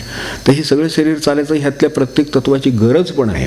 फक्त ह्यातल्या प्रत्येक तत्वाला उद्धरून जायचं आहे एवढं लक्षात ठेवलं तर ज्याचं तो काम आपलं आपलं करेल आणि दुसऱ्याचं काम तसं का चाललं हे समजून घेईल आणि त्याच्यात आपल्याला करता येईल ती मदत किंवा सेवा करेल, हे काम चुकवले. तर असं चालावं आणि या अर्थाने या तत्वांच्याकडे भेद म्हणून न पाहता पूरक कार्य म्हणून पाहावं. मी हे पाहिलं सगळं ह्याच्यामध्ये. आता सर्वसाधारणपणे एकत्र येणाऱ्या माणसांच्या मध्ये बघितलं तर उलटं ही जी मूलतः जी ह्याची माणसं आहेत, बेसिक तत्वाची माणसं आहेत, ज्याच्यावर अग्नी आणि आपल्या पृथ्वी आणि जल ही जी गोष्टी आहेत ह्या अगदी प्राथमिक आहेत, तर त्याची माणसं सर्वात जास्त ह्या ग्रुपमध्ये असतात. एक ग्रुप, एक क्लस्टर कुठला तरी एकत्र आणला, त्याने उद्धारायचं ठरवलं आहे, पण त्याच्यासाठी ह्या माणसांची गरज सर्वात मोठी आहे. 50% माणसं हीच आहेत, हे 2 तत्व तो ऑर्डर आहेत. उरलेले जे आहेत त्याच्यात 25-25 करून टाकलं, काय 30 आणि 20 करून टाकलं, असं केलेलं आहे. तर त्याच्यातलं हे जे सगळं आहे ते प्रमाण असं आहे, त्यामुळे त्यांचं महत्त्व मोठं आहे. त्यांचं त्यांनी काम करताना त्यांना पण उद्धारायचं आणि सगळ्यांनाच उद्धारायचं हे बांधून ठेवलं गेलं तर बरोबर त्या तत्वाप्रमाणे मनुष्य आपलं काम करेल आणि दुसऱ्याला समजून घेईल. आणि मग आपल्या जे म्हणून सांगतो ना की एकाग्रता वगैरे आपण काल बोललो तसं वेगळं आहे मनुष्य, दुसरीकडे लक्ष आहे. दुसरीकडे लक्ष असलं, त्याचं मूळ कामाकडे लक्ष असलं की त्याचं काम होतं आणि तीच एकाग्रता आपल्या भाषेत. तर आपला उद्धार हे एकच काम आहे, ते सगळ्यांचंच काम आहे. त्याला धरून जे काय कामं करावी लागतात आपापल्या तत्वानुसार जी अनुकूल कामं आहेत ती त्यांनी केली, सगळ्यांचं लक्ष साध्य होईल. जे काय आपल्याला साध्य करायचं ते सगळ्यांचं एकच असल्यामुळे सगळे देवमार्गी उतरून जातील आणि जे काही इथे नांदेल ते सगळं सुसंवादीपणे नांदेल. शरीरात सुद्धा सगळा सुसंवादच आहे. अगदी होमिओपॅथीच्या मार्गाने सुद्धा तेच आहे ना, समत्वच सांगितलं ना तिथे शेवटी. म्हणजे मला तुमचा अभ्यास आहे, समज सांगितलं ना शेवटी. यांनी कफवात पित्ताचं समत्वच सांगितलं ना, ती काही समान अर्थाने नव्हे, पण त्याच्यामधलं जे प्रमाण आहे ते प्रमाण बरोबर पाहिजे असं म्हणलं ना. समतोलपणा आहे कफाशी पित्ताचं ह्याची जी सगळी प्रमाण आहेत ती प्रमाणासारखी असली पाहिजेत. कुठलंच याच्यातलं प्रमाण कमी जास्त झालं की त्याला आपण बिघाड आणि विकार म्हणतो. विकार याचाच अर्थ असा आहे सरळ की बिघाड. तेव्हा कृती आणि विकृती याच्यामध्ये जो फरक आहे ते तेच आहे. तर तो विकार यामुळे होतो की त्याचं प्रमाण कमी जास्त होतं. तर ते आपल्यात त्यांनी क्लस्टर बरोबर करून दिलेला आहे. जो द्यायचा आहे तो त्यांच्या कृपेनंच झालेला आहे. तर तो जो झालेला आहे तो बरोबर आहे. फक्त आता तो समजून घ्यायचा आणि त्याचा लाभ घ्यायचा बस. आणि जे कुठे विषम आहे ते सम करून टाकायचं. आपल्यात आता बोलण्यापासून अगदी चालण्यापर्यंत सगळ्याचा आपण विचार केलेला आहे. जे त्याच्यातलं याला पूरक आहे त्या पद्धतीने त्यांनी काम करावं आणि तशी कामं एकमेकांना देताना घेताना विचार करताना संबंध ठेवताना सगळं. आणि ह्याच्यात एक लक्षात ठेवू की प्रत्येकाला उद्धरून जायचं, मला काय करता येईल त्याच्यासाठी हा विचार करावा. त्याचे दोषगुण वगैरे किरकोळ गोष्टी आहेत, ते बाहेर जगात चाललेले, त्याच्यात काय आपण आणि भर घालायची गरज नाही. माझ्या दृष्टीने इतकी सोपी गोष्ट आहे की तुम्हाला उद्धरून जायचं, त्यांना उद्धरून जायचं. ह्या उद्धरणासाठी मी काय करू शकतो एवढं विचार करावा आणि त्याला ती मदत करावी. इतकं आयडियल गोष्ट असू शकेल की ह्याच्यासारखी दुसरी आदर्श गोष्टच नाही की तुम्हाला एक उद्धरून जायचं आणि त्याच्यासाठी मी समजा वैखरीन जप करावं. माझं आता मी सांगितलं प्रत्येकाच्या वाणीचं स्वरूप आहे. तर आता भूमितत्वाच्या माणसाचं आहे, समजा वैखरी त्याचा उद्धार आहे स्वतःचा, तो भूमितत्वाच्या माणसाने वैखरी करावी, मौनवाल्याने ते ऐकावी, इतकंच उपाय ते करावं. आता हे करायचं झालं तर त्याचंही काम होतं आणि ह्याचंही काम होतं. भूमितत्वाचा मनुष्य आहे, तो वैखरी करत बसू शकतो, त्याच्याकडे ते मुळातच आहे. आणि वायुतत्वाच्या माणसानं काही वैखरी करण्याची त्याला गरज नसते, कारण तो मनातच वावरत असतो आणि त्याच्या कानावर जे पडतो त्याने त्याचा उद्धार होऊ शकतो. कारण त्याच्या कानावर भगवंताचं नाम पडतंय, त्याच्या कानावर काय पडतं हे महत्त्वाचं आहे त्या दृष्टीनं. मग ते आपण भगवंताचं नाम त्याच्या कानावर देतो तर त्यामुळे त्याचा उद्धार होतो. आणि वैखरीवाले वैखरी करणार आहे तो त्याला ते अनुकूल आहे तत्व म्हणून त्याचा उद्धार होतो. तर अशी एकमेकांना काय मदत करते. मदतीसाठी आपण आलो आणि ती सुद्धा उद्धारासाठी मदत आहे. काय स्वर्ग हे अनुभवाचा विषय आहे. सगळं सुरुवातीला म्हटलं तेवढ्यासाठी. स्वर्ग म्हणजे आनंद जो कशावरही अवलंबून आहे, असं निरतिशय आनंद असा जो आहे तो मिळावा हे म्हणजे सांग. मग आपल्याला ते इथं पण निर्माण होतं. त्यात त्याची भूमीच आहे, त्याची ही भूमी अनुकूल आहे आपल्याला, इथले सगळी तत्व अनुकूल आहेत. तर त्यामुळे आता आपण बघताय जलतत्व कसं अनुकूल आहे, भूमीचं तत्व कसं अनुकूल आहे. काय मला सांगा, आता आपण 10 महिन्यांनी आज 11 महिन्यांनी आज आता ह्या गोष्टीवर आलेलो आहोत. आज तारीख किती? 10 तारीख. 10 तारखेला आपला विषय चाललेला होता. म्हणजे अजून 11 महिने होतात फक्त. म्हणजे भूमी अनुकूल असली म्हणजे काय होतं त्याचा हा अनुभव आहे. या 10 तारीख आहे. आपण आता त्या मोठ्या नकाशातून सुद्धा बाहेर पडलो. जे किचकट काम आहे तिथं नुसता नमस्कार करून बाहेर यायला झालेलं आहे. कसं यायला झालं ते अनुकूल आहे. त्यामुळं तुम्ही जर हे काम करणार असाल तर तिथे काहीही त्याच्यासाठी अडचण नाही. फक्त आजची सही, उद्याची सही, परवाची सही, तेरवा संपलं. ती सुद्धा आज गुरुवार, आज सही. पण तिथं काय पर्याय नाही, ते तत्वच वर आहे बसलेलं त्याच्या सगळ्याच्या डोक्यावर. त्यामुळे ते गुरुतत्वाला पर्याय नाही. त्यामुळे आता तिथंच निरोप घेऊन आले की झालीच आहे त्याच्यात. आता ते झालीच आहे, कारण का ही भूमी ही आपल्याला अनुकूल आहे. तर त्याच्यात काय मध्ये येणार नाही. भूमी अनुकूल आहे, जल अनुकूल आहे, आपल्याला अग्नी अनुकूल आहे, हे सगळं अनुकूल आहे. काय तुम्ही बघताय 60 माणसांचा स्वयंपाक, 6 माणसांचा नसतो घरात, 3 माणसाचा स्वयंपाक करता हैराण व्हायला. 60 माणसांचा स्वयंपाक कसं होईल? अग्नितत्वाचं अनुकूलता असल्याशिवाय तांदूळ शिजायचं नाही दादा, आपल्याला माहिती आहे ना. शेवटी हे सुद्धा जठर अग्नी आहे, तसा तो तिथे तो स्वयंपाकातला अग्नी नाही का. तर ती अन्नपूर्णा जी आहे ती अनुकूल आहे. म्हणजे याचा अर्थ अग्नितत्व आपल्याला अनुकूल आहे. वायुतत्वाचं तर एवढं ओतलं जातं की काय आपण काय डायजेस्ट करून काय नाही, हे ओतायचंच काम आहे. नुसतं वरून द्यायचं देऊन टाकायचं, इथं काहीच नाही माझ्याकडे, म्हणून मी रिकामा बसलेलं आहे. आता इतकं ठेवलेलं आहे, काही नाही सांगितलं तरी चालण्यासारखं इतकं आहे. आता जे काय आपल्याला ज्ञान म्हणून काय आवश्यकता, सूक्ष्म असू दे, हे असू दे, काय असू दे, तत्व असू दे, सगळं इतकं ठेवलेलं आहे. तर आता काय नाही पुढे, म्हणजे सगळी तत्व अनुकूल आहेत. तर आता काय भगवंत अनुकूल करून घ्यायचं फक्त. तर त्याच्यासाठी पूर्ण चित्त त्याच्याकडे लागलं तर काय मग टार्गेट्स काय काय काय कशीही सहज होतील. तर ते सगळं होईल. तसं काय जे जपाचे असते काय जपाचं टार्गेट आहे. मला स्वयंपाकाने ह्याच्यानं फार विशेष वाटलं की ही सुद्धा तत्व अनुकूल आहेत, जे अग्निसुद्धा ह्यातला अनुकूल असला पाहिजे. म्हणून असं स्वयंपाक असं फटकन होऊ शकतो. नाहीतर काय होते, आपल्याला लावलेलं गॅस लावलं तर पहिल्या याला पेटत नाही अशी अवस्था असते. इथे 60 माणसांचा स्वयंपाक होतो 2 तासात, कसं होईल? त्याच्या मागं वर काहीतरी आहे अजून. तर त्यामुळं ते होते. आणि कुणाहीकडून होतं. ही सगळी माणसं 5-5, 4-4 माणसाचा हाताखाली स्वयंपाकाला बाई असलेले सुद्धा आपल्यात लोक असेल, मला काय माहीत नाही सगळ्यांच्या घरी, पण पोळ्यासुद्धा करायला कोणी बाई असेल. पण इथं कोण नाही कोणाचं, सगळे स्वतः स्वयंपाक करतात, तरी सुद्धा त्यांचं सगळं होतं व्यवस्थित. आणि काय काय त्यांच्या वाट्याला 50-50 पोळ्या, काय 100 पोळ्या, काय जे असेल सगळं होतं. म्हणजे ती तत्व अनुकूल आहेत सगळी. तर आता आपण लाभ घ्यावा, कशा काय सांगू आपल्याला. आणि ह्यात श्रेष्ठ काय काही नाही, सगळे एकाच कामासाठी जमलं. ते काम आपल्याकडनं याच्यासाठी हा सगळा विस्तार होता. उद्या फक्त यादी देतो आणि इतर आपला काही विषय राहिला होता तर तो उद्या बघू परत. ते राहिली, ते हे राहिलं, भोजन चिंतन राहिलं, तर त्यावेळेला उद्या करूया, थांबू.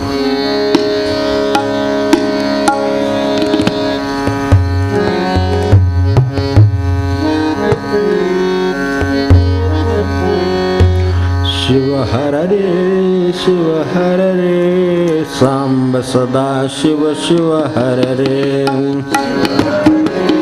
शिव हर रे सांब सदा शिव शिव हर रे. शिव हर रे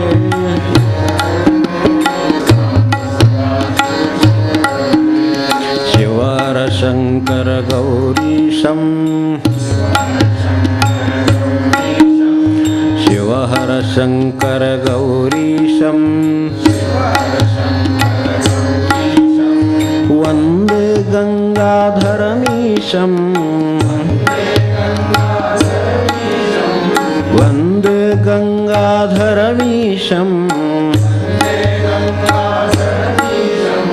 शिव हर रे सांब सदा शिव शिव हर रे.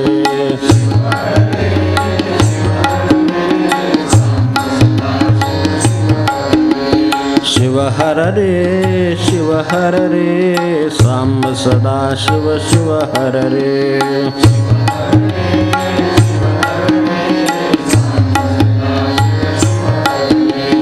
शिवहर शंकर गौरीशं. शिवहर शंकर गौरीशं वन्दे गंगाधरमीशं. वन्दे गंगाधरमीशं. शिव हर रे सांब सदा शिव शिव हर रे.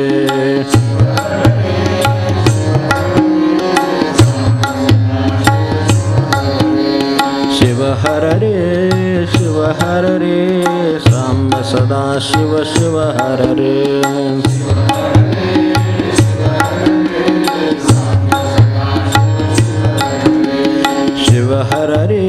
शिव हर रे सांब सदा शिव शिव हर रे.